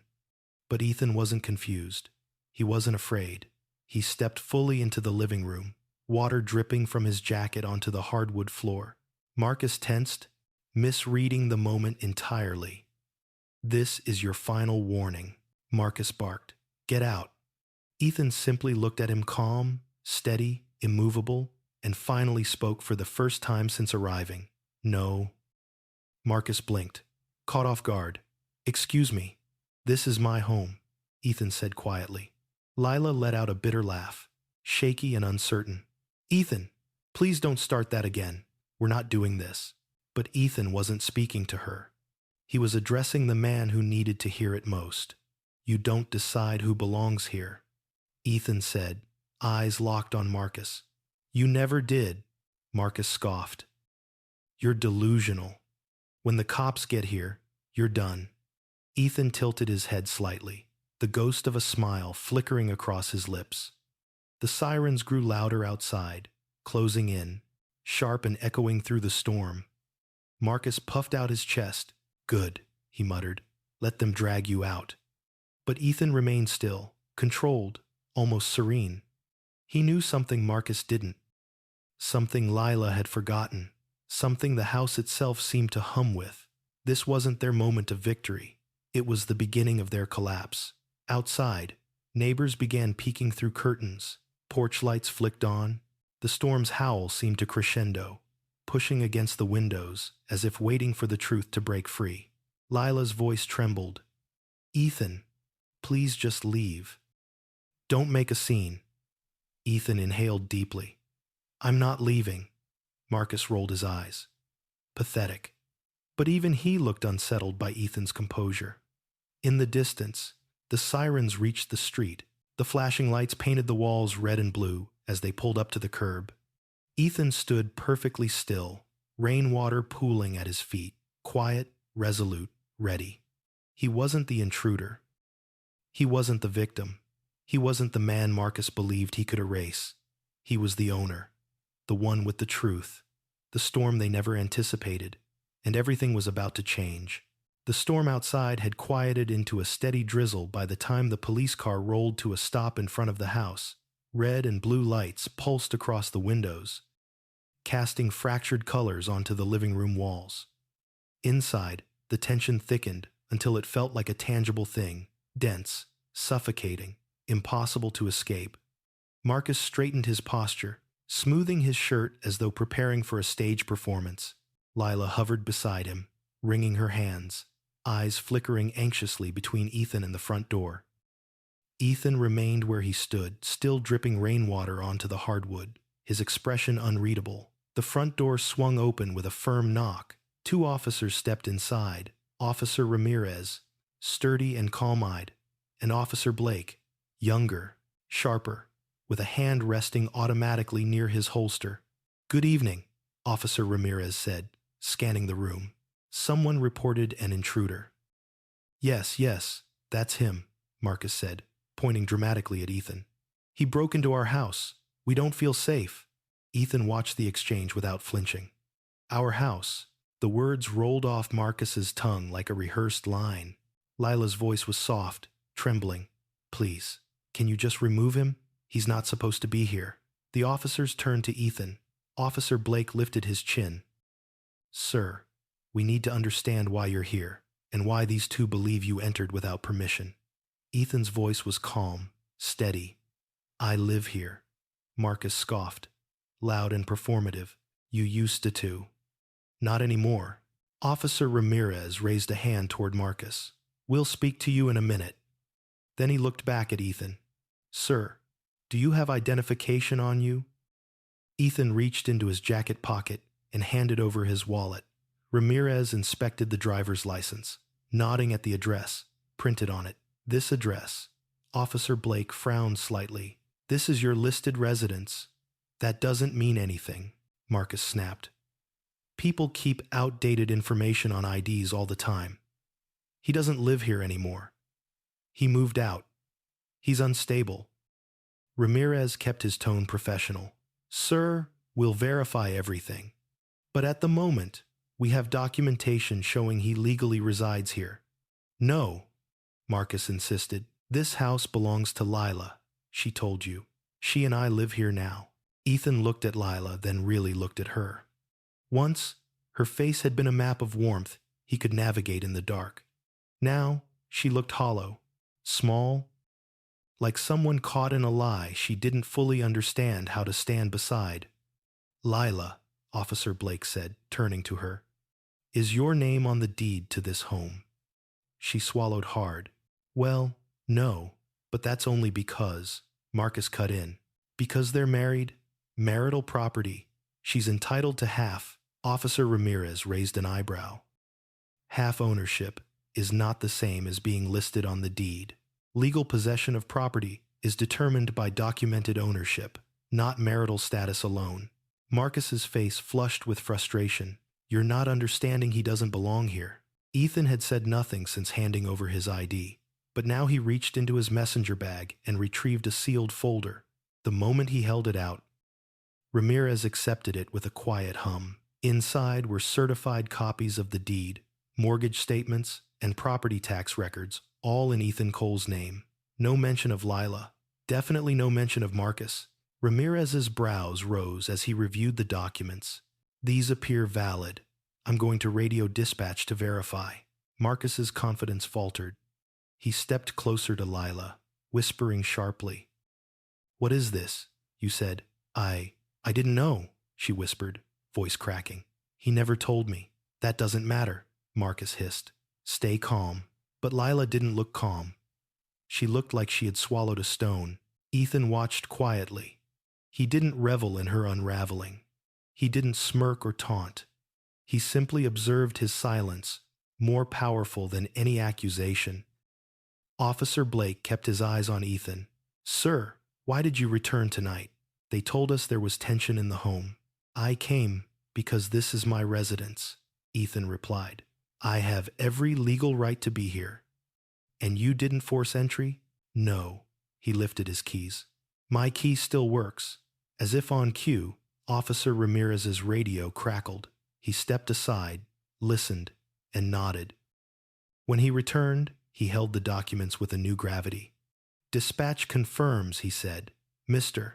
Ethan Cole is the sole legal owner of the property. All associated records list him exclusively. Lila gasped. Marcus's jaw dropped open. Officer Blake turned to them. Given this information, calling 911 to report him as an intruder is inaccurate at best and could constitute filing a false report. Marcus frowned. False report? What? No. I felt threatened. This is a misunderstanding. But Ramirez narrowed his eyes. You claimed he broke in. There is no sign of forced entry. He used a key. He is the legal homeowner. That's not a misunderstanding, sir. Lila stepped forward, voice trembling. Officers, please. This is all just emotional. We've been fighting. Things are complicated. We understand, Officer Ramirez said kindly. But the law isn't complicated here. Mr. Cole has not committed any crime. Marcus stepped in front of Lila protectively. You can't leave him here with her. He's unstable. Ethan's expression remained neutral. I haven't raised my voice. I haven't taken a single step toward either of you. I'm standing in my own home. Your home. Marcus snapped, desperation leaking into his tone. This isn't. But he stopped when Ramirez shot him a look that demanded silence. Then another door creaked open, the one from next door. Naomi Price, the woman who'd lived beside Ethan and Lila for years, stepped onto the shared porch. Her umbrella tilted slightly as she peeked in through the open doorway. Officers, she called gently. Is everything all right, Ethan, dear? I saw your car and got worried. Officer Blake turned. Ma'am, are you familiar with this man? Does he live here?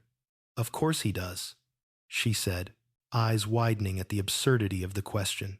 Ethan has lived here for years. He's the one who shoveled everyone's driveway last winter. Marcus tensed. And, Naomi added, he's been the one paying property taxes.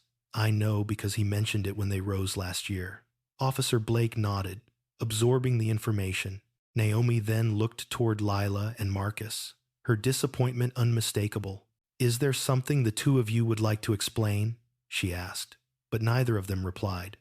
Officer Ramirez closed the folder and handed it back to Ethan. Mr. Cole, he said firmly, you are within your rights to stay in your home. These two, however, his gaze slid to Marcus. The shift in tone was palpable. Have no legal standing here. If you want them removed, that can be arranged. Marcus stiffened. I'm her guest. Are you? Ramirez asked. Or are you someone attempting to claim residence under false pretenses? Because based on the statements you made during the call, it sounds like you were asserting ownership. The color drained from Marcus's face. Do you have belongings here? Blake asked. Marcus swallowed. Some. Then you'll gather them now, Blake instructed. You are not permitted to stay unless the legal homeowner explicitly grants permission, and it's clear he does not. Finally, Ethan spoke again, calm. resolute. I want him gone. Marcus looked at Lila for rescue, but she stood frozen, shaking, lips parted in disbelief. Her world, her assumptions were collapsing in real time. This is ridiculous, Marcus snapped, masking fear with bravado. You can't just— Yes, Blake cut in.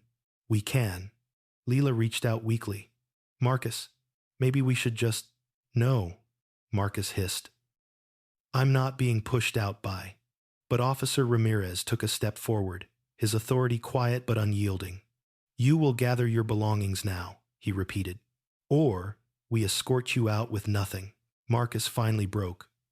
Rage flashed in his eyes, but beneath it fear. He stalked into the bedroom, muttering curses under his breath, slamming drawers as he stuffed his things into a backpack. Meanwhile, Lila stood motionless. Ethan didn't look at her. He didn't need to. The weight of reality was settling on her without his help. Everything she thought she could take, she couldn't. Everything Marcus promised her, he couldn't deliver. Everything she believed she deserved was slipping through her fingers. When Marcus returned, bag slung over his shoulder, he glared at Ethan one last time. This isn't over. Ethan met his stare evenly. Yes, it is. Officer Blake escorted him to the door. Lila watched, trembling, as the man she'd risked everything for stepped out into the rain. Then the door closed. The house fell silent except for Lila's uneven breathing. Ethan stood with his back to her. Outside, Marcus shouted in frustration as the officers guided him toward the curb. Inside, Lila whispered not to Ethan, but to herself. Oh my God, what have I done? Ethan didn't answer. Not yet. The storm outside wasn't the only one ending. Another had just begun. The house felt strangely hollow after the officers shut the door behind Marcus. The air, once heavy with tension, thinned into an echoing emptiness that pressed against the walls. Even the storm outside had quieted, as if nature itself sensed a shift, an ending, a severing. Ethan stood silently, letting the moment settle. He didn't move toward Lila. He didn't speak. He didn't comfort her. He simply breathed, steady and calm, as if reclaiming oxygen that had been stolen from him for months. Lila remained frozen where she stood, hands trembling at her sides. Her eyes darted between the door and Ethan, as though she couldn't decide which one terrified her more. Finally, she whispered, Ethan, why didn't you tell me? Her voice cracked on the last word, splintering the question into something raw and desperate. Ethan turned slowly. Their eyes met hers, filled with panic and confusion. His steady, distant, wounded but resolved. What didn't I tell you? He asked quietly. That the house, her breath hitched, that it was all in your name, that I never owned any part of it. For a long moment, Ethan said nothing. Then he pulled out a chair and sat down. Not because he needed the rest, but because the truth would be easier to speak when grounded. I didn't hide it, he said. You never asked. Lila's lips parted, then closed again. She took a step forward, as if proximity could undo years of unraveling. But Ethan lifted a hand, an almost imperceptible gesture, telling her to stop. She did. He continued. When we bought this place, I told you the mortgage was taken care of. You didn't ask whose name was on it. Or the tax records. I thought, she swallowed, I thought it was ours. It was, Ethan said softly. In every way that mattered to me, I chose this house for us. I built a life here for us. I didn't think the name on the paper changed anything because I trusted you. The last words dropped between them like lead. Lila covered her mouth with a shaking hand. Tears welled in her eyes, spilling over before she could catch them. I didn't know. I swear, Ethan, I didn't know Marcus would say those things. I didn't know he would. You didn't correct him, Ethan said, still calm. Not once. Her shoulders crumpled. I was scared. He said you'd take everything. He said if I didn't fight, I'd be left with nothing. So you planned to take the house first? Ethan asked. His tone wasn't cruel, It was simply factual, and the truth of it made Lila flinch as though he'd struck her. "I wasn't thinking," she whispered. "He confused me, manipulated me. You have to believe me. I didn't mean for it to go this far." Ethan stood slowly. But it did go this far. Lila's tears flowed faster. She reached out as if to touch his arm, but Ethan stepped back. The movement was gentle, not abrupt, a quiet line drawn between them. Seeing the boundary, Lila let her hand fall. The silence that followed was thick and suffocating. The house, once filled with warmth and laughter, now held ghosts, memories of what they once were, and painful evidence of what they had become. Ethan finally walked toward the dining table, retrieving a folder he had placed earlier.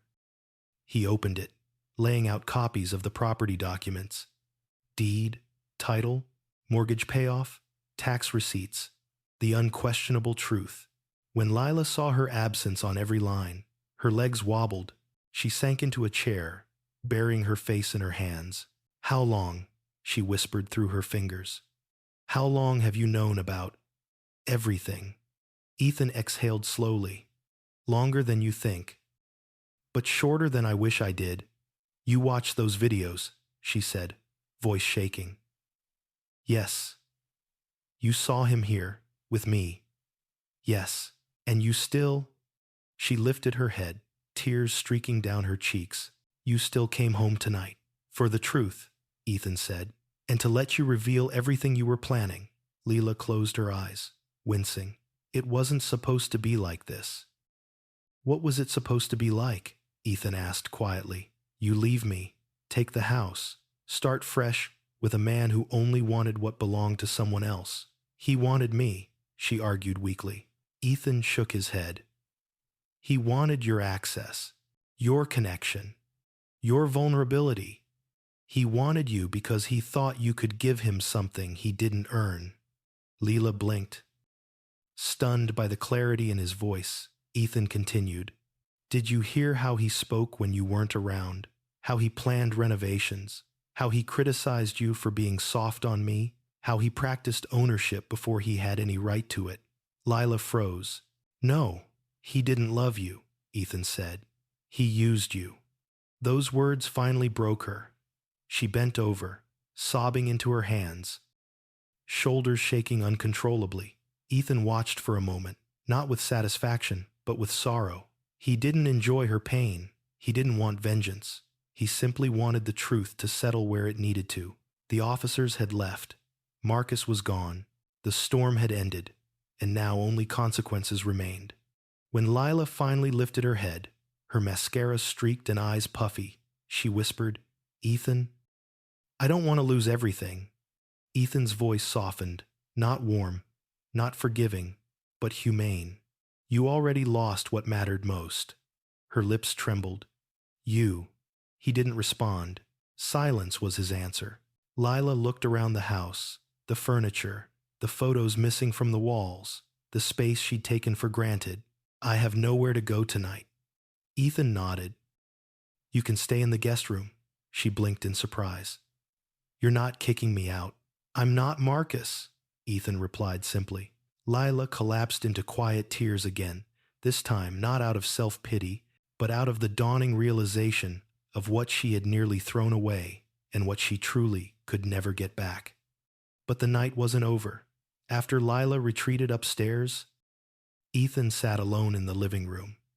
He watched rain trickle against the window, listened to the hum of the refrigerator, and the faint echo of Lila's sobs upstairs. He felt the weight of years pressing on his shoulders, not just the betrayal, but the years of love that preceded it. The years he had fought so hard for. For the first time, he allowed himself to break, not loudly, not dramatically, but quietly. A single tear slipped down his cheek, followed by another. Not for Lila, not even for Marcus, but for the version of himself who had believed love alone was enough, for the man who had sacrificed silently, for the boy who once lost a home and then spent adulthood fighting to protect this one. After a long while, he wiped his face, inhaled deeply, and straightened. There was a knock at the door. Ethan stiffened. When he opened it, Officer Ramirez stood there, hat removed, rain dampening his hair. "Everything all right now?" he asked gently. Ethan nodded. "Yes, thank you." Ramirez hesitated, then stepped closer. "For what it's worth, men like him always fall apart when reality hits. You handled it better than most." Ethan offered a faint smile. "Reality has a way of catching up." The officer nodded, then stepped back. "Have a good night, Mr. Cole." "You too." When Ethan closed the door again, he leaned against it briefly, letting the quiet wrap around him. Then he whispered to the empty house, "It's time to rebuild." The storm had passed, but the rebuilding, the healing, was just beginning. The morning after Marcus was escorted out felt unreal, like waking up in a house that had aged 4 years overnight. Ethan rose earlier than usual, the lingering scent of last night's storm drifting through the cracked window. Birds chirped hesitantly outside, testing the fragile quiet left in the storm's wake. For a moment, as he sat on the edge of the bed, Ethan didn't feel victorious. He didn't feel vindicated. He felt hollow, the kind of hollowness that comes not from losing something, but from realizing it was already gone long before the final blow. Down the hallway, the guest room door stayed closed. Lila hadn't come out yet. He'd heard her sobbing late into the night, quiet, broken sobs she probably thought he couldn't hear. He had, but he didn't go to her. Not because he wanted to hurt her, but because he couldn't fix something that had already been destroyed. He made coffee, the bitter aroma filling the kitchen. For years, he had brewed enough for 2 cups, one for him, one for her. Today, he only poured one. He sat at the table in silence, trying to steady his breath, as memories drifted in and out, good ones, painful ones that now felt like distant echoes. He was on his 3rd sip when he heard footsteps. Lila appeared in the doorway, eyes swollen, hair tangled, wrapped in a blanket like a shield. She looked nothing like the vibrant woman she used to be, the woman who once danced in this kitchen with bare feet and a grin that could light an entire room. She looked like someone who had run out of lies to stand on. "Can we talk?" she whispered. Ethan looked up, meeting her gaze for a long moment before nodding to the chair across from him. She sat carefully, as if unsure whether she deserved to occupy the space. For several seconds, she simply stared at her hands, twisting the blanket's edge with trembling fingers. Finally, she spoke. "I didn't mean for any of this to happen." Ethan didn't react, not with anger, not with sympathy. He let the words sit, empty of the meaning she intended them to carry. Lila swallowed. "I know that doesn't fix anything. I know it sounds ridiculous, but I didn't start off wanting to hurt you." Ethan set his cup down. "But you still did." She flinched. "I know." She wiped her eyes. "I got lost, Ethan. I felt like we were slipping away, and I didn't know how to reach you anymore. You were always working, always tired, always somewhere far from me." "That's not an excuse," Ethan said softly. She nodded through tears. "It's not, but it's what happened." Ethan studied her face, really studied it. He saw guilt, yes, but also confusion, regret. The dawning realization that she had gambled everything for a man who had walked away the moment reality intruded. Lila sniffed. "I thought Marcus cared about me. I thought he saw me in ways you didn't anymore." Ethan's jaw tightened. "Marcus saw opportunity, not you." She inhaled sharply, tears spilling over again. "I realize that now. Last night, when the officers showed the documents, the way he looked at me, it was like I was nothing to him once he realized the house wasn't mine. Ethan didn't say I told you so. He didn't need to." Silence held the truth clearly enough. Lila wiped her face clumsily.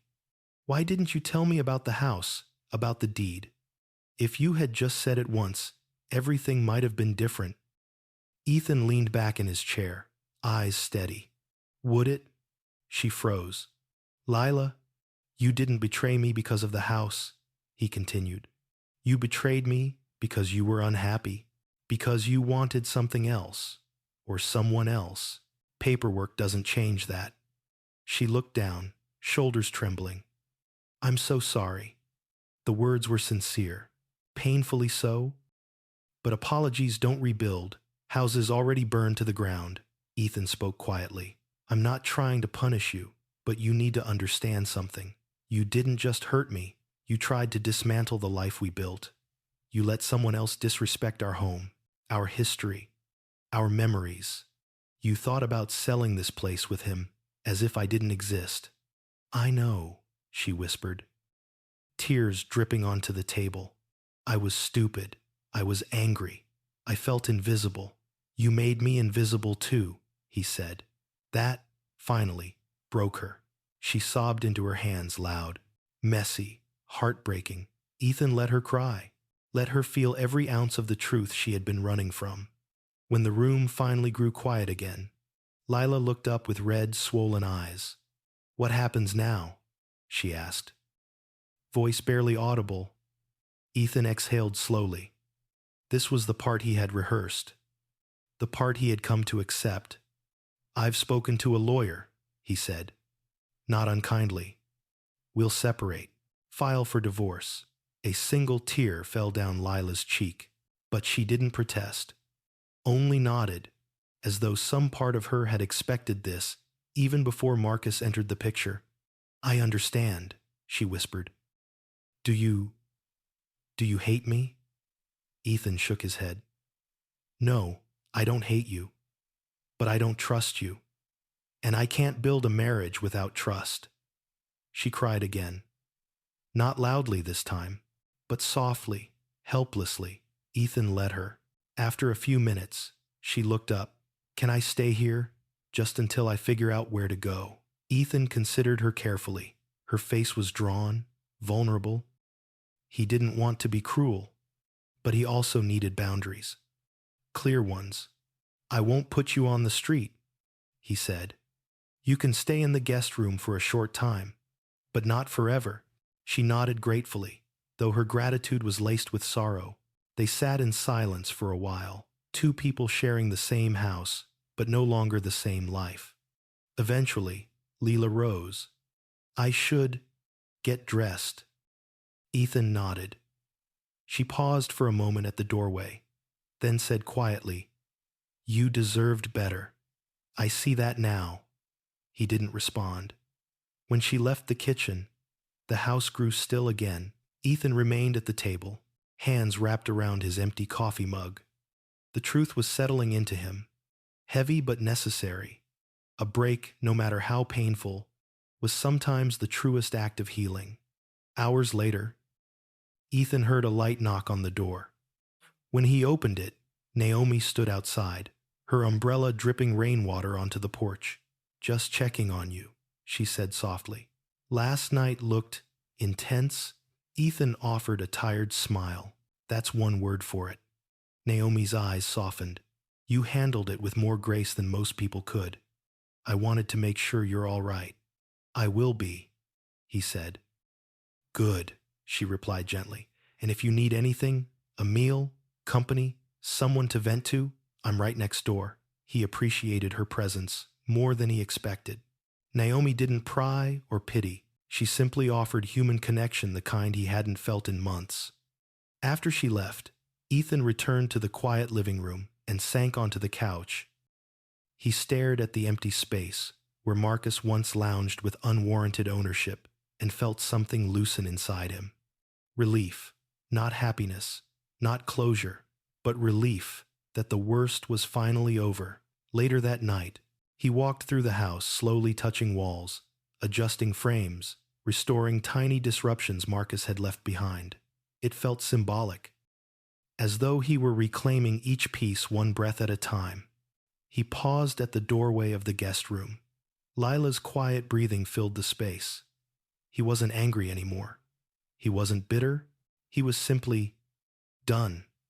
The house no longer felt violated. It felt honest. It felt like the beginning of something new, even if that beginning was born from endings.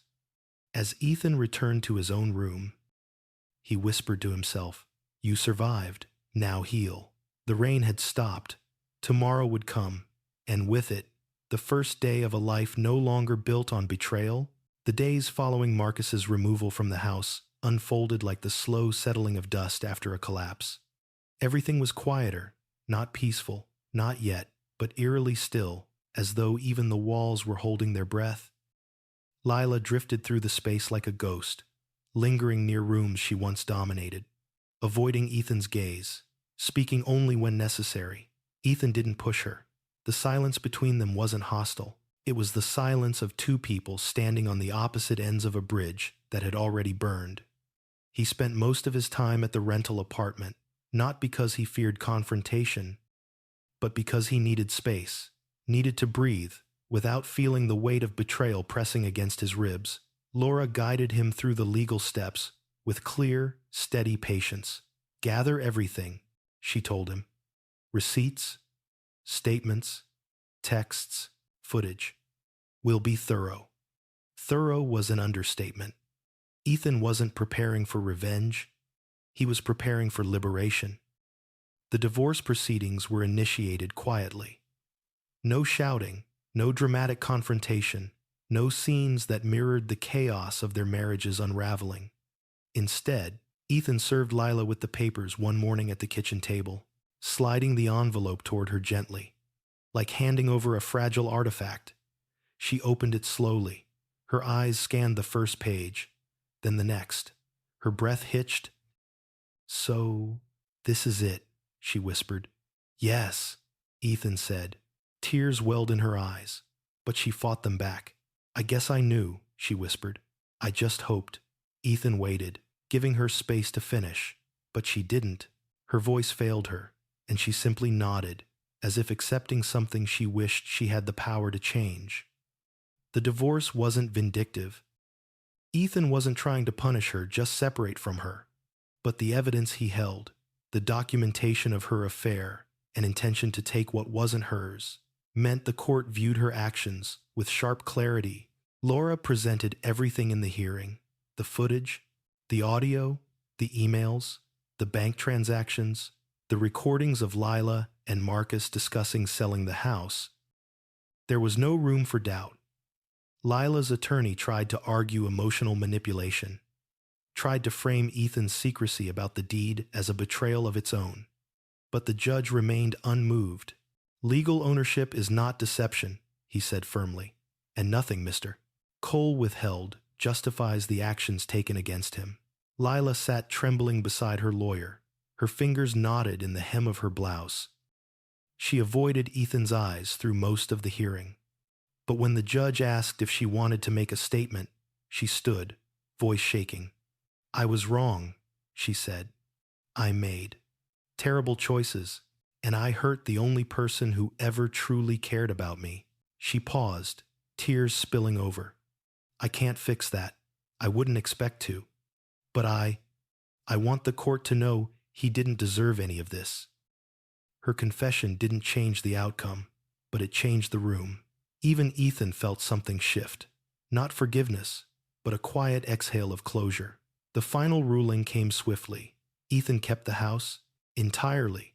He kept the savings he'd built. He retained full legal control over assets she had tried to claim. Leela would receive only what she'd brought into the marriage, no more, no less. Marcus didn't attend the hearing.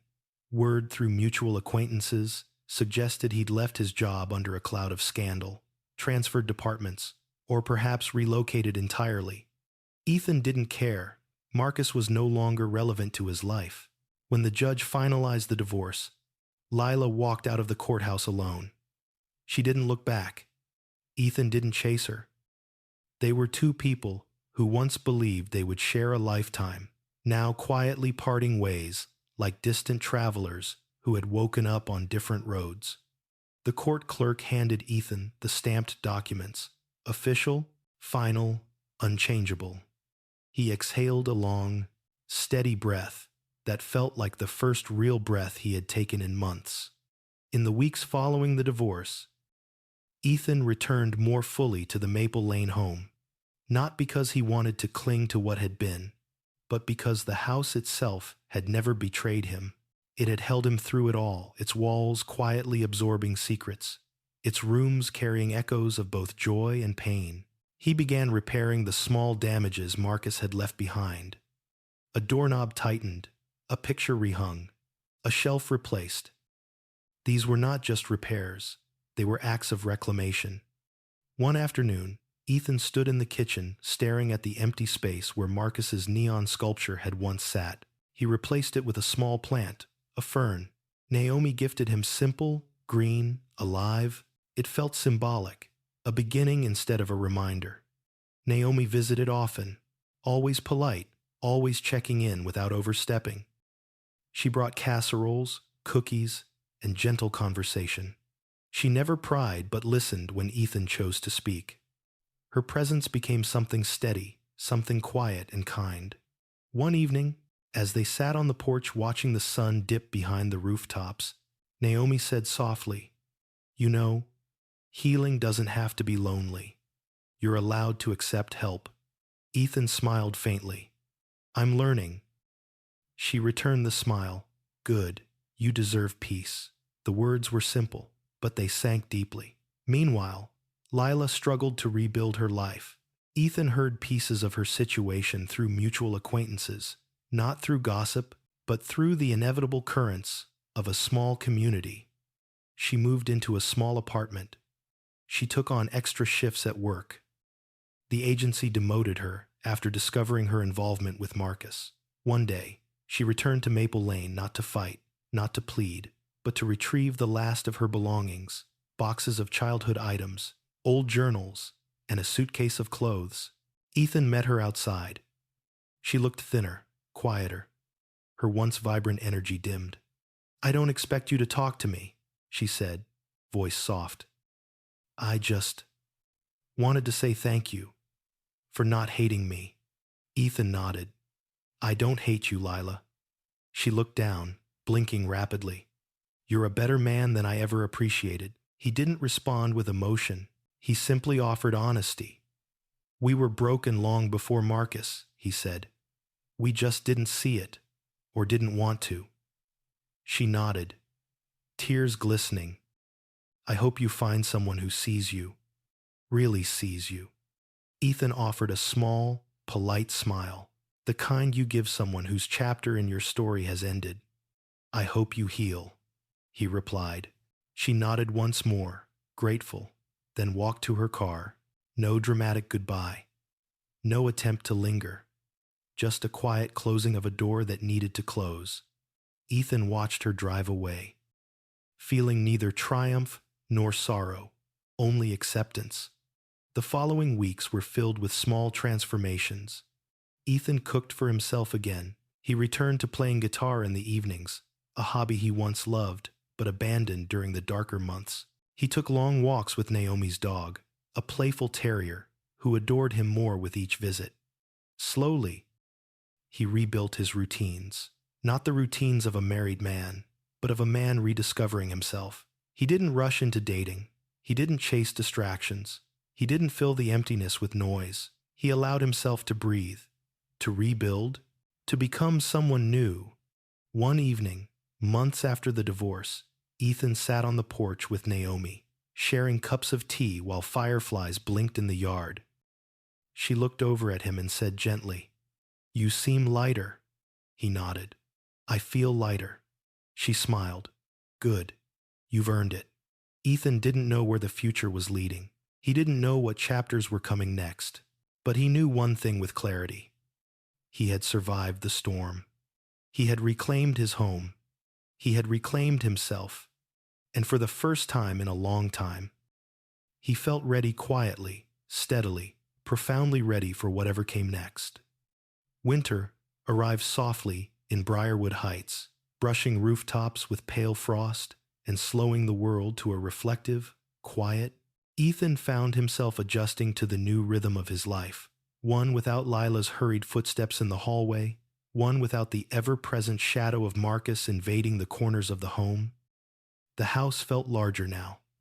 Not empty, just spacious in a way that invited possibility rather than isolation. He woke earlier than usual most mornings, stepping onto the porch with a mug of steaming coffee. as he watched the neighborhood come to life under the silver glaze of dawn. For the first time in what felt like years, the quiet didn't suffocate him. It welcomed him. He spent his days repairing small pieces of the home, patching a dent Marcus had left in the hallway wall, shining the hardwood floors, repainting the trim in the living room. Each task felt like reclaiming a piece of himself, a symbolic act of telling the house, "I'm still here. I didn't break." During this time, Naomi became a constant presence, not intrusive, never overstepping, always arriving with a smile and something warm in a casserole dish. She checked in without judgment, and Ethan found himself talking to her more freely than he expected. Not about the past, not at first, but about small things. A new cafe downtown, a stray cat roaming the neighborhood, childhood memories of playing baseball. It was a slow, gentle unfolding, the kind that asked for nothing but offered everything. One snowy afternoon, Naomi stopped by with her dog, Cooper, who immediately bounded into Ethan's yard. She laughed as she chased after him, cheeks flushed with cold, snowflakes tangled in her hair. Ethan watched her, smiling without thinking. "You look happier," she said, when she finally reached the porch, breathless and rosy-cheeked. "I am," Ethan admitted. Or, "I'm getting there," she nodded thoughtfully. "Healing isn't a straight line." "No," he agreed. "But I think I'm pointed in the right direction." Naomi smiled at him warmly, encouraging, not expectant, and that simple gesture lingered with him long after she left. Meanwhile, life continued moving forward in unexpected ways. One afternoon at work, Ethan received an email from his supervisor, offering him a major role in a new community housing project. It was the kind of opportunity he'd once dreamed of, a chance to design affordable homes, to create safe spaces for families who had never felt secure. "You've demonstrated resilience, leadership, and focus under unimaginable pressure," his supervisor wrote.